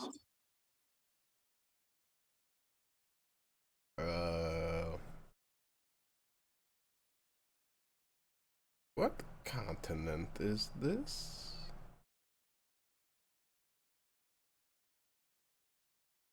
Peril's Ocean. going to look at Nimrod. Terror looks at Nimrod. Nimrod goes very. Nimrod is while Terror is talking. Nimrod walks over to the open chest and picks up something from inside. And as Peril, you look to him, he just goes, "Huh? Ferocia, it's the continent." And he hands you the book that was in the chest, Terror, the black leather book with the cloudy bluish pearl on the front cover.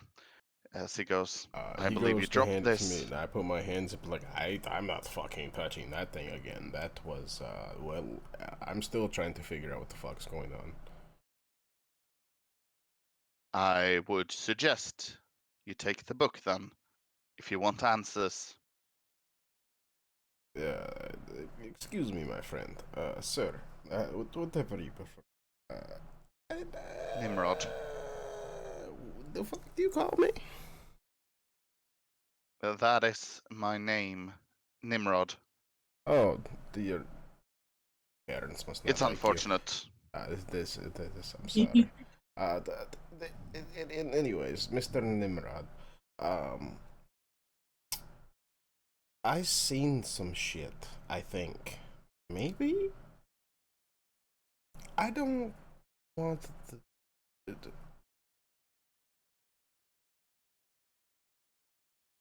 So you've never heard of Ocean Deep? Or Depth? Nimrod just looks at you. And Peril, no, you've never heard of this. Nope. And I'm gonna turn to Nimrod and go, so giant eye in the sky from before. Giant What eye. in the Oh, fuck are we right. talking? That's just Miriam. Yeah, she was using that to keep control of the masses, the army of Walcott. What the fuck army? She does that. Who does what? As you're asking these questions, Terry, you see Nimrod suddenly straighten up his back, and like as if he's listening to something. You know how you cock your head slightly as if you're listening to sound. Mhm.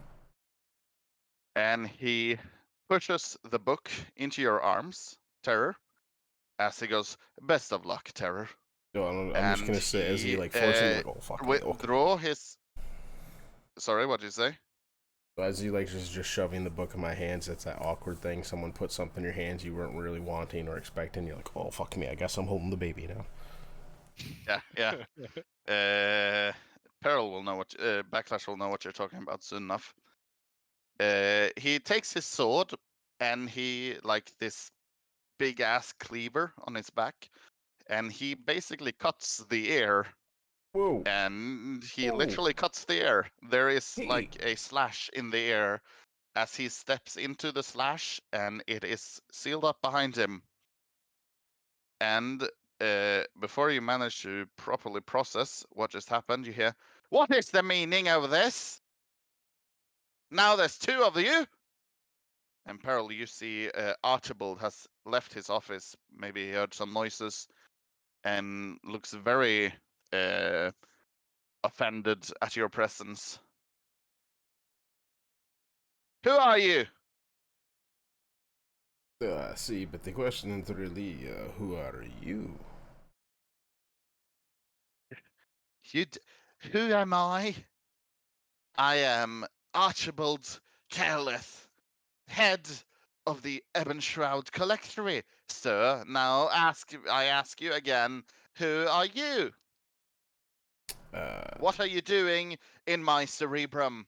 And you, I am. Perilous, you were supposed to leave, were you not? You were on your way out? And he'll say in Elvish to you, Peril, I do not take kindly to overstepping boundaries. I will reply back to him in Elvish. There is no overstepping of the boundaries here, because personally, all of what you just said makes no fucking sense to me. In High Elvish, he goes, "Oh, for fuck's sakes, do all tieflings speak Elvish now? What's the world come to?" Uh, would High Elvish be more of like a noble-ish variation? It would be like swearing in like medieval English. Yeah, it's a bit more noble. It's a bit more, high color. So would my half-elf noble best friend have taught me that? You would, yeah. Alright, so I just Peril, you have I just no follow right with him. Basically, it's like in English. If I started talking like this, so that I mighteth annunciateth that I am in fact finer than thine presence. Gotcha. Your father smells of elderberries, and yeah, basically. Yep. Well, I follow suit right into the new dialect.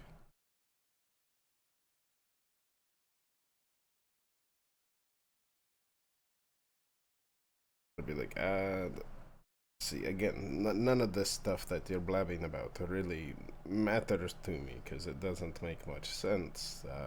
No context, no explanation. I mean, cerebrum, okay, I don't know that cerebrum is, you say that it is the ebon shroud. Well, a lot of fucking things are shrouded for me right now. So, and I forgot your name. I'm This not is going Fro. to lie, sir. I feel like this is Fro complaining more than Tur. No, it's pretty ter. Nah, He's I'm a joking. bit of a whiny bitch. Archibald just looks to the two of you and says, "The two of you get out of my museum." Peril's gonna look at Terror and go. It is a in fucking museum. I Infernal. told you. I'm gonna like shake Peril. I'm like, I fucking told you it's a museum.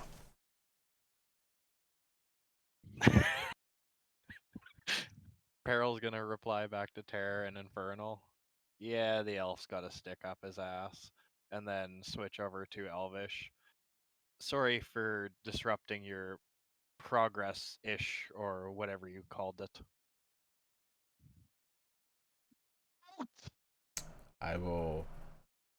Are you leading the way out now? Yeah, I'll have turned and started walking and flick my tail back and forth. I will do the As they're same walking, and he pull says- out my guitar and start strumming along. Just. I once knew a man with a stick up his ass. He went around pretending like he knew that pretending that he had class. All in Elvish. Hi, Elvish. Yeah.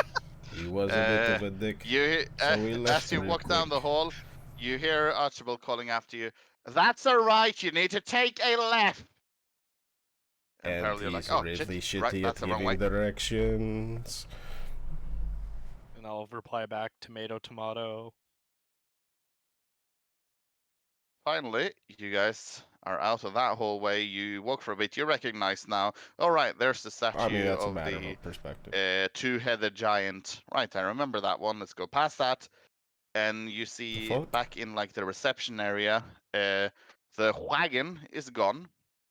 Tobias and Barry are Yeah, I gone, don't and like it's the just part about me having to say faggot now. Uh-huh. You fucking shithead. And you just see Lanquid the turtle sitting behind like a receptionist area. And he looks up and he looks a bit surprised, to say the least, at seeing two tieflings now. And he goes, "Oh, well then, Sir Peril, I hope everything went well with Archibald." That meant kind of an ass. He's got the Mr. High and Mighty syndrome going on. Brought down many a noble. Yeah. I've seen it. Yes.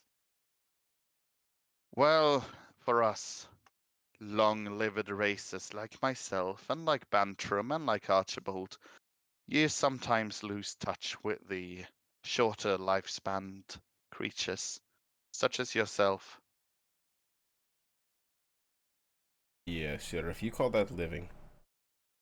Anyways, direct me to the bar. I need to figure out what's going on in my life right now.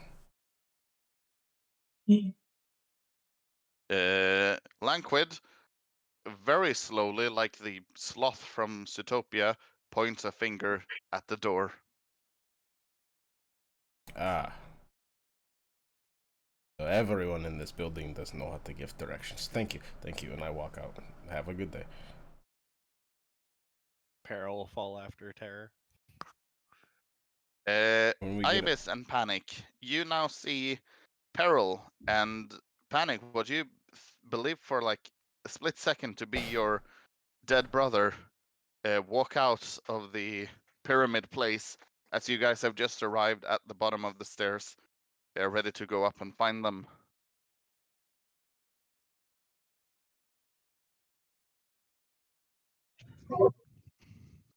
So have So- you made a new friend?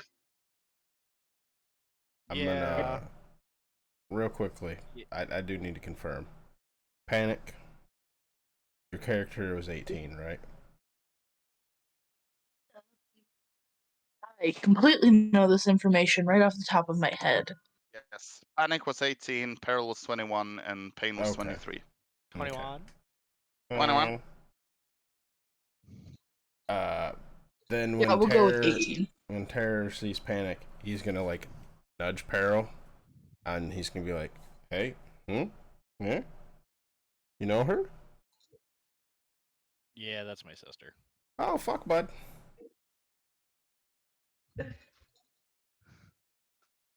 So, No.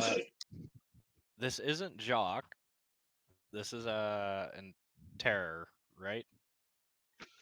Yes, Terror Darkstone at your service. He's going to bow slightly. Yeah, That looks he's like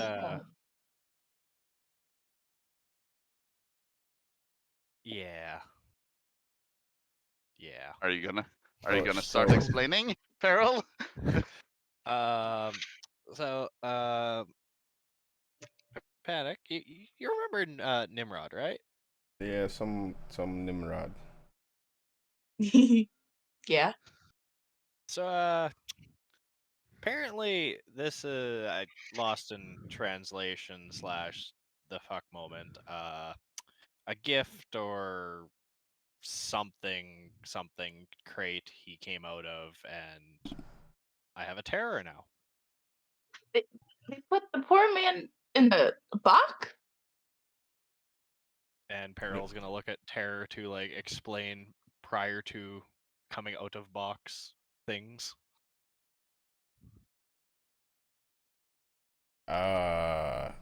Unfortunate Son starts playing in the background as he asks what happened right before the box. I'm sorry, not Unfortunate Sons, Fortunate Sons.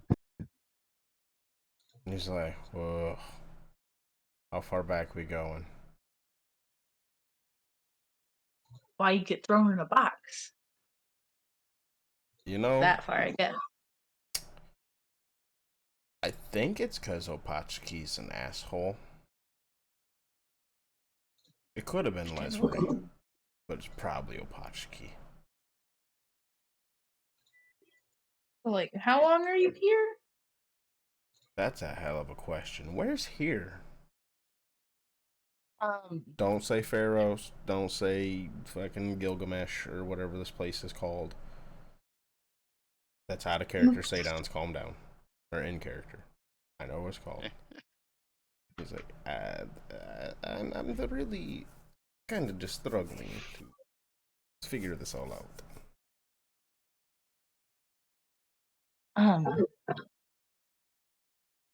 okay.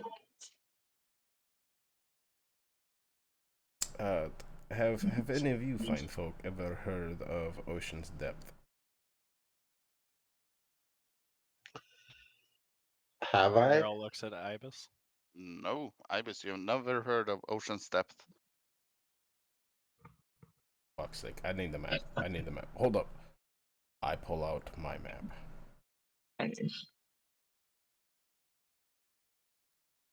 I'd have one of the local area. Yep. Of Ocean's Depths, kind of surrounding countryside. I'll be like, and I'll just shove it in their faces and be like, right here. Do you recognize any of this stuff? I don't know if I can read. I mean, it's a map. You are There's no literally text, holding the there's leather. just- How can you not read? What You is your what is your intelligence? Barbarian. Completely not. 14? Yes, you can read. Okay. Then yes, I can read, but I don't know what that is. You realize the average intelligence is 10, right? Saying You're that you're smart slightly people more have to be intelligent able than to average. Ah. better than average. Decent check better. I'm one of the smartest barbarians to ever play D&D. I made one barbarian. They also have 14 intelligence. The So wizard tries to start talking down to the barbarian. Barbarian puts on tiny glasses, shoves them up on her nose. Well, actually, I guess Terror. We never did actually like tell you their names. This is Panic, my sister, and this is Ibis, or better known as Hoot. he's going God to fucking damn it. reach out and he's going to be like, Mr. Hoot, it is wonderful to meet you, and go to shake You your hand. can just call me Ibis, please. Okay, Ibis, please. Nice to meet you. Peril will send a message to Terror saying he really does prefer Hoot. He's just bashful. You'll I see can Terror. I can see you doing this. Yeah, but you don't know what he's saying. But you do see me turn and finger guns back at Peril as I cast message 2, and I'll be like, them people with the books, huh? I guess I wouldn't say that. Terror wouldn't say that. He'd just say wizards, huh? And Peril will nod. And then he will extend a hand to Panic. Guess I'll shake his hand. And then he Whatever. does that like over dramatically anime, like, it is most wonderful to meet you, my lady. Okay, it's nice to meet you too. Harold, help. He's shaking my hand. New people. Well, it was just That's a brief handshake. Yeah, I Wait, know. I'm the only one in the. Is he coming with us? Depends. Apparently. Are you heading to the bar? Because I was going to go to the bar. Because, I really need to figure out what the fuck is going on with my life. In more ways than one. Also, I guess I should probably look at this book. And I just kind of look down in the book that's strapped to my side, I assume. Or in my backpack. In my backpack. Ibis just perks up at the word book. Mhm. You said you had a book. Yep. It ripped me through. I don't even know what it pulled me through. But like, Well, I shattered space and lady with 1,000 arms. Fucking mask. What's with the masks? Could I? What? I think shall we I go to the haven't bar now that decided. we don't have a timeline? Take an evening for us. I'm gonna be a champ and down my flask of ale, or my flask of wine that I have in my silver flask. And as we make our way to the bar, pre-gaming. Peril.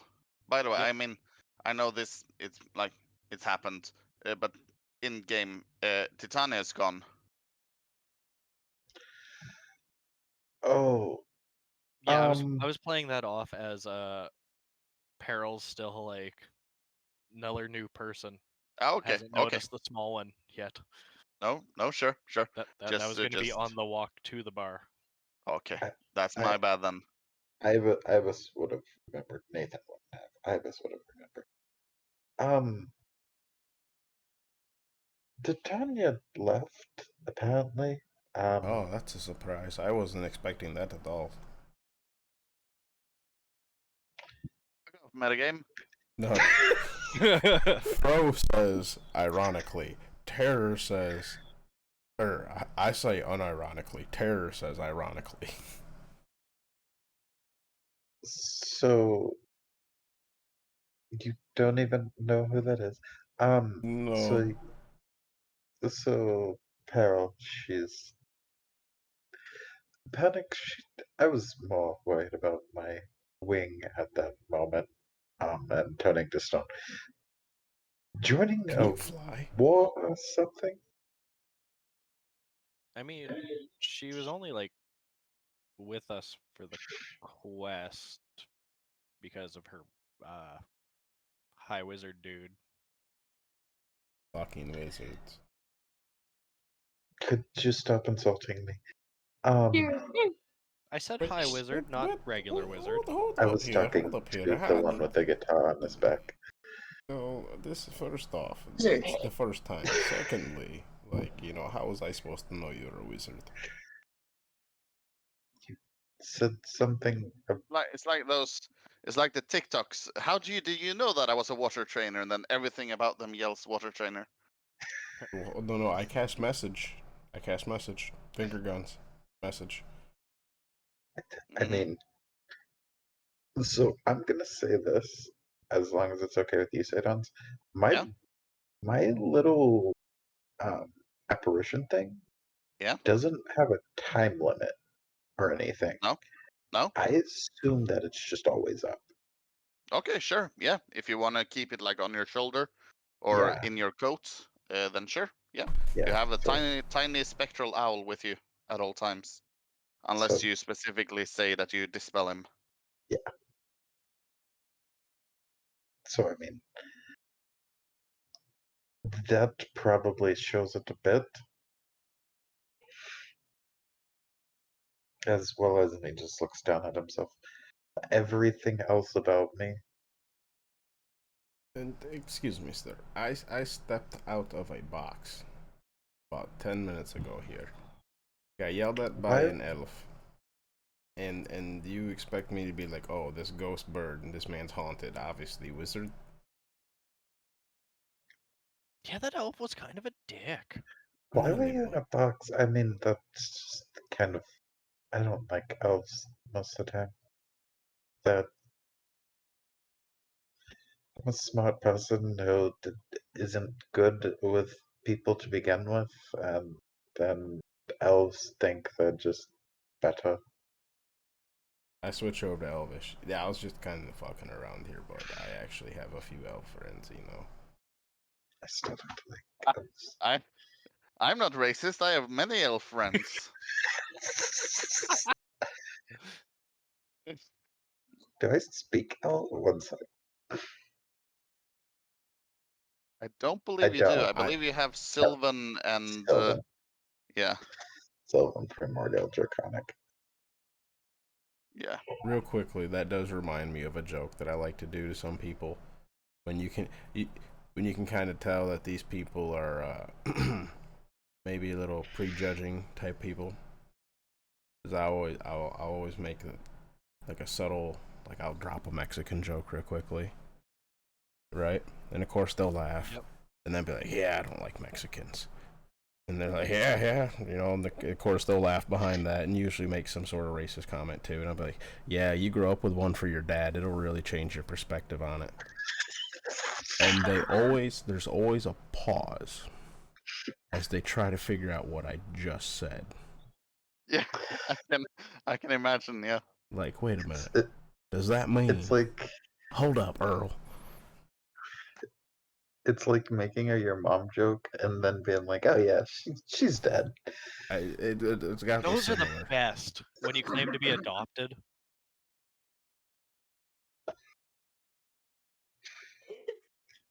Oh,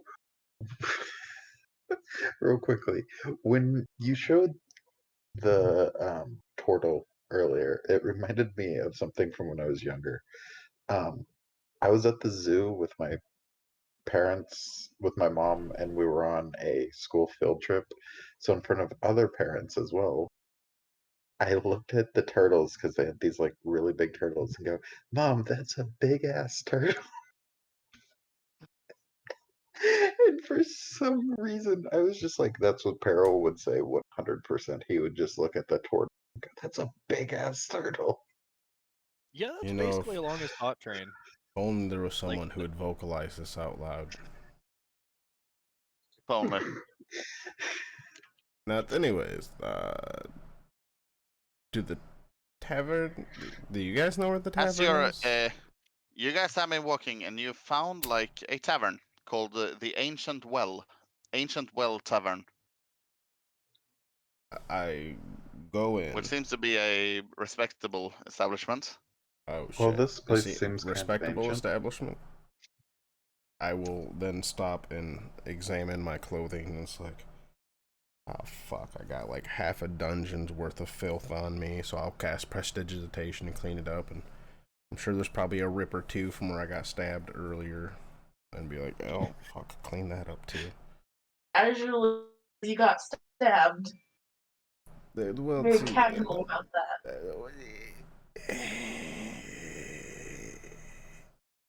So the dungeon may or may not have been occupied by a few skeletons, which, you know, no big deal. I'm not normally worried about until they stand up and stab you. Then I do worry, but it was all good because they go.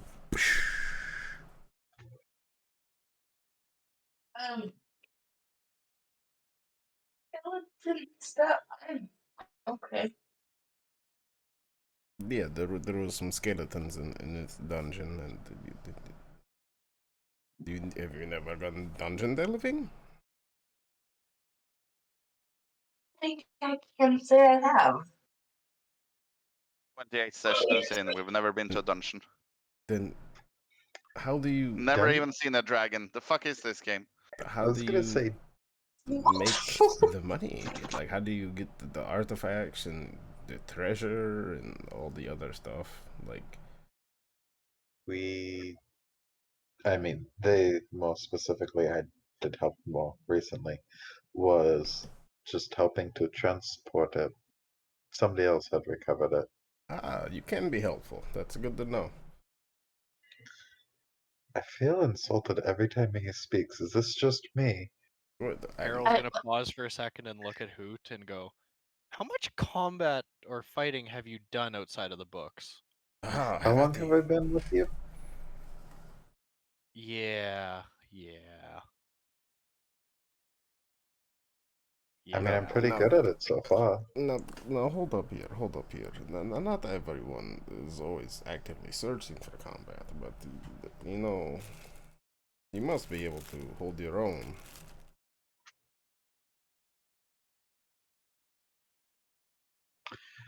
You're so full of shit, Ter. Hold up, no, Terror is not shy from a fight. Remember, he got bored as a noble. That's why he's adventuring. Yeah, no. You gotta be able to hold your own, only has support spells. I cast Shatter. Random question. Vicious mockery.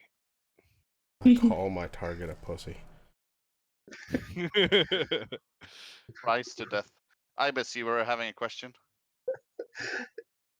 How tall is the tallest beard building like close to us? How tall is the tallest building close to you? Well, there's like you've walked a bit more into like the residential area of Gillimore, but there is a pretty tall, seems like a water tower, some maybe 100 feet from you, next to the tavern. So he kind of asked what I could do. If I randomly shot a fireball into the air and acted like it was a firework, how bad of an idea would that be? Because Nathan Uh, would do it. Ibis isn't stupid. no, well, it's late. There's not that many people out. So you could probably fire off a fireball as long as you don't aim at that specific water tower. Mm-hmm. So like if I shot it 150 feet in the air, when just straight up. Yeah. Um, But if you shoot someone through the heart, then you're to blame, and you'll give wizards a bad name. You know, I've just suddenly got hit with a sudden stroke of inspiration for a song. This will become an instant classic, I have a feeling. I feel like I just took a deep psychic damage. Bon Ibis. Not even Ibis, just Nathan. Oh god. That was so fucking god damn it. Okay. I'm not going to. Yeah, you don't do it. You don't do it. I discouraged you. No, Nathan wants to. Ibis doesn't. Hey, He just. Damn it! I'll delete the tokens on the battle map then. hey, Albus, please. Moving on. Ibis, please. Right? You said you wanted that name, right? Just Ibis. Okay, Ibis, just Ibis. Got it. I didn't say just. I made sure not to just say just. No. He's still gonna be a shit about it. So. No, I'm sorry, man. I don't know what to tell you. It's still gonna be a shit. We're outside of the tavern, right? I mean, kind of. Yeah, that's how it's gonna be. He's a shit. He's Oh, gonna be like, shit. Whoops. Mr. Ibis. And the reason you're staring up in the sky, you were like mid-conversation, then your head just snapped back and you were looking up. When you say it said snap back, there's like 280 degrees.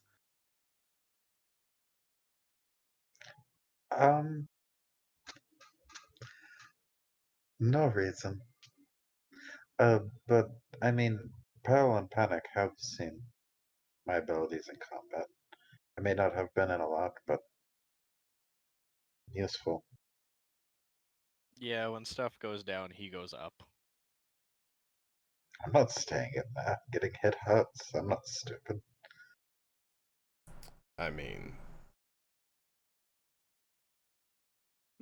what do you mean? Do you fly? Meanwhile, you can fly? Panic's Do there you like, flap your arms? getting Please. hit isn't that bad.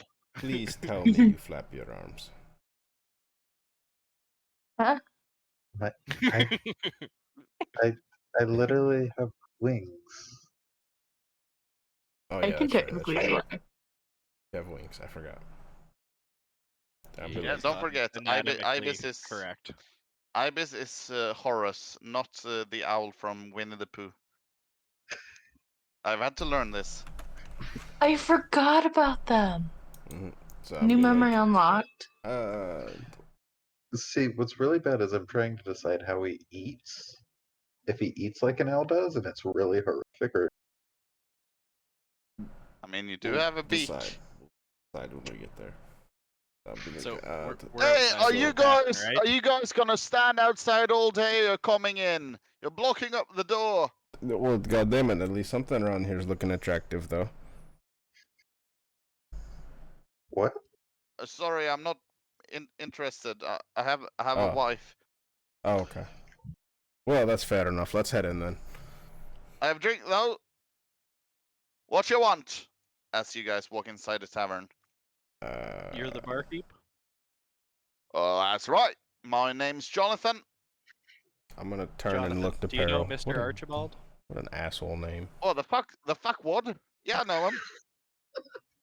All right, so we just came to town bringing in a piece for his museum. And as Right. part of the agreement, he said that tonight we will be looked after. Oh, right. So you're doing this on the Ebbenshroud then? Yeah, no, Yeah. that's quite. No worries about that. Then I'll just put it on their tab. Any specific name? Can I insight the shit out of that? I was gonna say the same thing.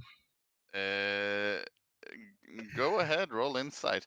Peril, you can roll persuasion for your fellow compatriots with advantage because they weren't there. They don't know Well- what was said or not. Well, Wouldn't it hold up. be I want deception? to insight. Deception. Sorry, deception. I would like to insight first, if possible, because I would like to hop in on this. Okay, yeah. Then go ahead and roll insight. Okay, Oh, yes. right, it begins. Alright. No, he's lying out of his ass. Alright. Well, Terror. cracks my mental neck, because this is what I'm made for. I'd be like, actually, if you remember correctly, my friend, they said that they were going to provide the full spread tonight, with the full bottle service and a 3-course meal. They said this was the place to get that. If I remember correctly, they said the cost was not an option, or not a problem. That we did good work and we deserved it. I miss this Archibald fella. Seems like a real nice guy for giving you all that stuff for free. He spoke Jonathan, very highly of this place. He did. Jonathan he did. just Best in clasped his town. hand and said, like, finally, some fucking recognition, right? Okay, well, You know, I'll that's get how I'll I get felt Myra as to well, sir. I'll get Myra to take care of we'll have the suits ready for you straight away, sirs. You'll each have your own deluxe suite, I assume. I'll tell the cook to get some of our best meat cooking. We've got this Wagyu beef down from I don't know, Japan. Not a problem. Not a problem. We're just gonna go I've wash heard up while we it's wait. it's That's really fine. it's really fucking expensive, but I guess that's taken care of, eh? know. Right, I'm gonna need your names though, so I can just, put it down on the receipt. Ah. My name Harold. is Archibald Caleth. I don't remember how to pronounce that. Your own name. Your what? No, that's what? What are you talking about? That's the elf. That's the shitwad. Yeah, It's Archibald. very Harold is ironic. just We going have the to, like- same exact name. Maybe that's part of why he liked me so much. And for me, Roll you deception, can put because that's fucking unlikely. I hope this goes right. That would be Roll hilarious. deception. Oh, My goodness, now that's a fucking coincidence, right? You know, very Archibald coincidental. then. You don't happen very often. Peril, what was your name? you can just sign me as his favorite tiefling. Right, And favorite when you make tiefling the then. G, Oh, my put friend's a here. little tiefling tail on the end of the G. Can I roll? Right. Yeah, Well, Ibis, you do know that Terror just lied either to you that his name was Terror or to this man that his name was Archibald. You assume the latter. Can I do another insight check since they're very obviously lying now? Peril mean- is just going to like look at Ibis, send a message of just play along, and just give him that stare. Right, and you, Mr. Bird, what's your name? Well, that's Hoot. Out, right. And Mrs. Blue Lady, what might your name be? Miss Oh, Misery. Sorry, come again. Her name would be Miss Misery. Some tieflings we have yes. Miss Misery, right.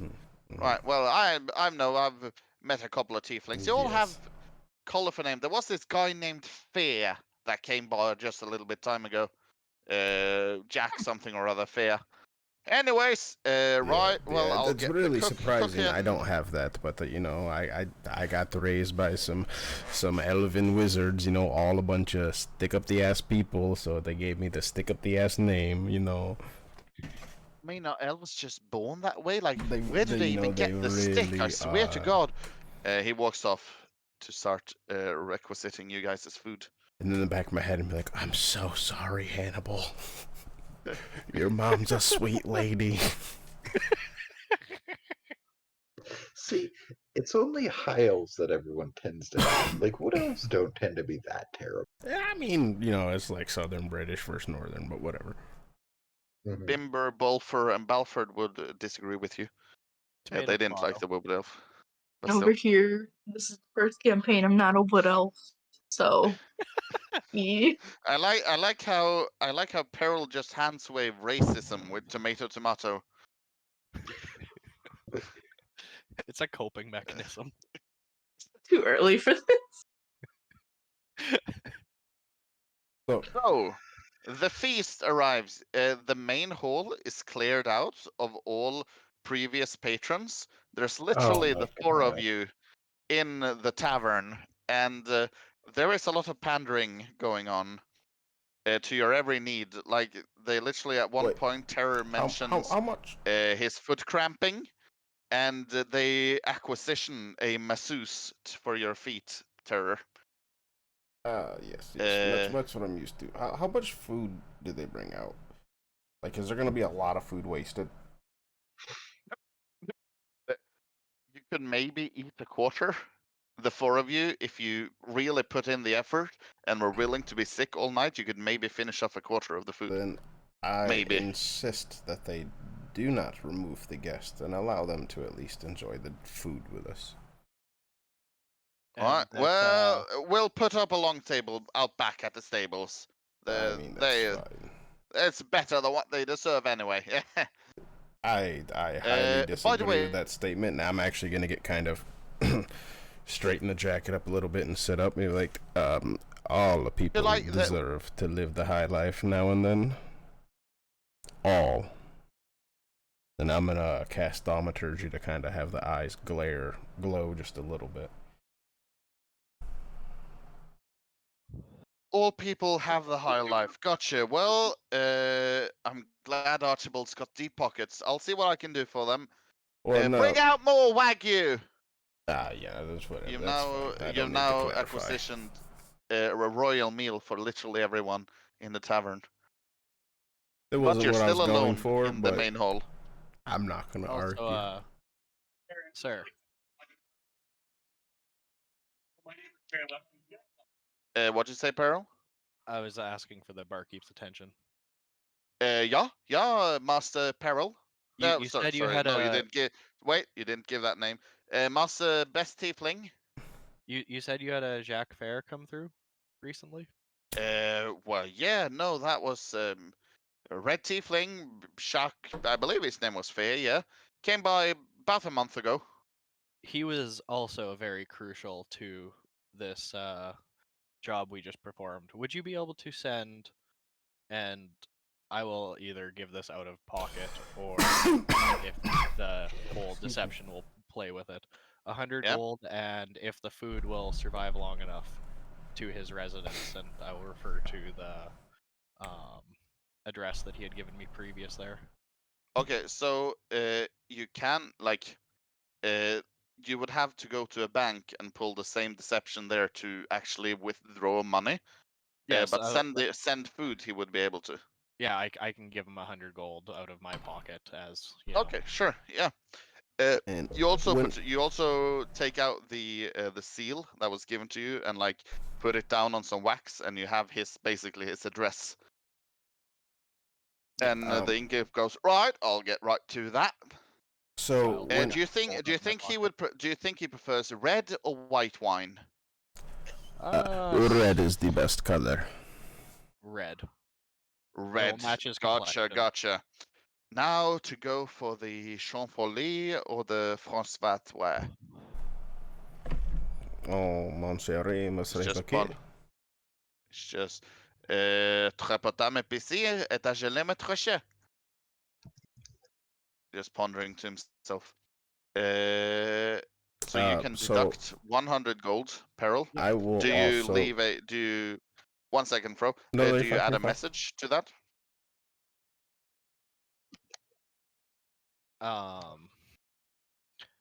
For your help, and I'll just leave it vague at that. Signed, Peril. Okay, yeah. Fro, what are you saying? I would also like to remove 50 gold from my purse and hand it to the gentleman and be like, you've been an absolute doll so far. You're just amazing. Appreciate everything you do. Well, Sir Archibald, it's my great pleasure. Are you fucking with me? Fuck's this? I mean, that just looks at the gold. Well, you can keep. This is. What's this? Water. I've never seen this mint, sir. I don't think this will process in Guillemot. Sorry. these This are won't be worth anything here. the finest dragons around. They are like, it's pure gold almost. This. So I'm sorry about this. I mean, I appreciate the gesture. I'll keep one just for the memory. The rest isn't worth anything. I'm gonna give him that look of the lady whose card just got declined, and she has $150 worth of groceries. Yeah. I'm gonna be like, well. And you might, I mean, if you're friends with It's- Archibald, I'm sure it's okay, but carrying counterfeit money of invalid mint is a punishable offense. This is far from counterfeit. As I said, it is the finest rackons made at right in ocean's depth. Right, well, I think you're a bit in the ocean's depth after all that wine, aren't you? It's fine. I won't tell. Sir, you're You not incorrect with that just statement. enjoy your evening. I plan to regardless. Thank you. Good, good.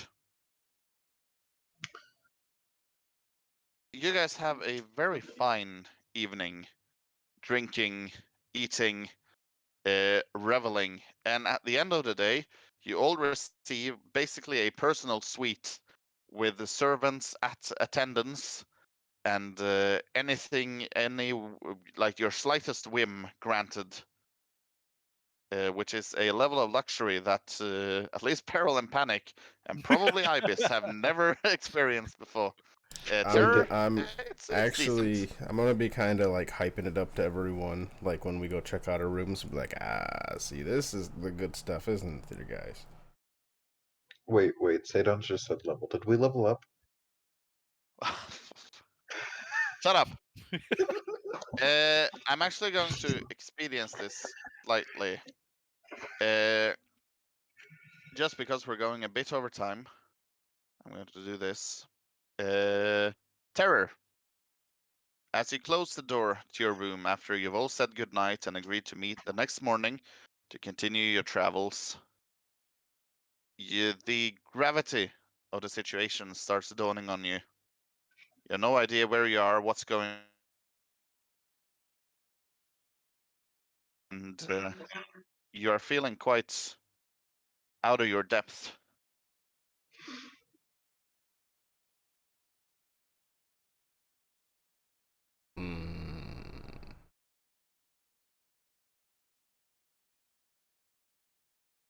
I probably just.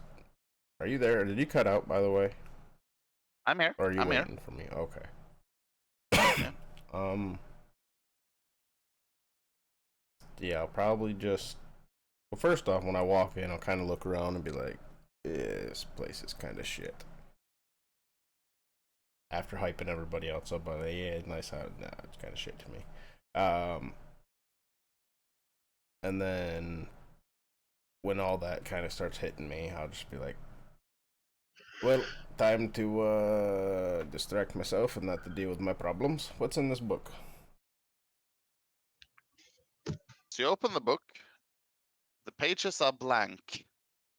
I'm like, And oh, you're fuck, like, well, this is the quickest that's a book I fucking have waste of ever time. read. Got it. Nailed it. Send it, ship it. As you're about to close it, though, you hear the of someone writing with a pen on paper. And vad säger du? Snart. And as you open the book again, you see that text has been revealed. And as you read the text, you hear a voice in your head that goes, hello there, Terror. Nice to finally make your acquaintance. I close the book. I open the book. Yeah. Is it still there? The text appears once again underneath, like the old text fades. New text, very much like the Harry Potter and the Chamber of Secrets, goes. Well, that was quite rude. I prefer to be close more gently.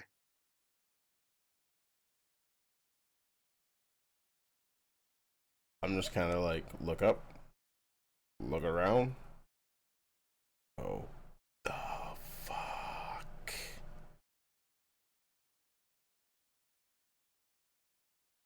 I think. Shut the book you more and I- gently. What do you say, Terror? Then I shut the book more gently. As you do And so, then I pause you for a hear sec- the oh, yeah, voice in okay. your head one more time. I think you and I will be good friends. And Oh, for fuck's sake, you're as closed. I'm no, literally as gonna hold the book. as you're closing it. Okay. Oh, okay. Oh, okay. Sorry. Shut up, shut up. As you're closing it, you hear, I think you and I will be best of friends.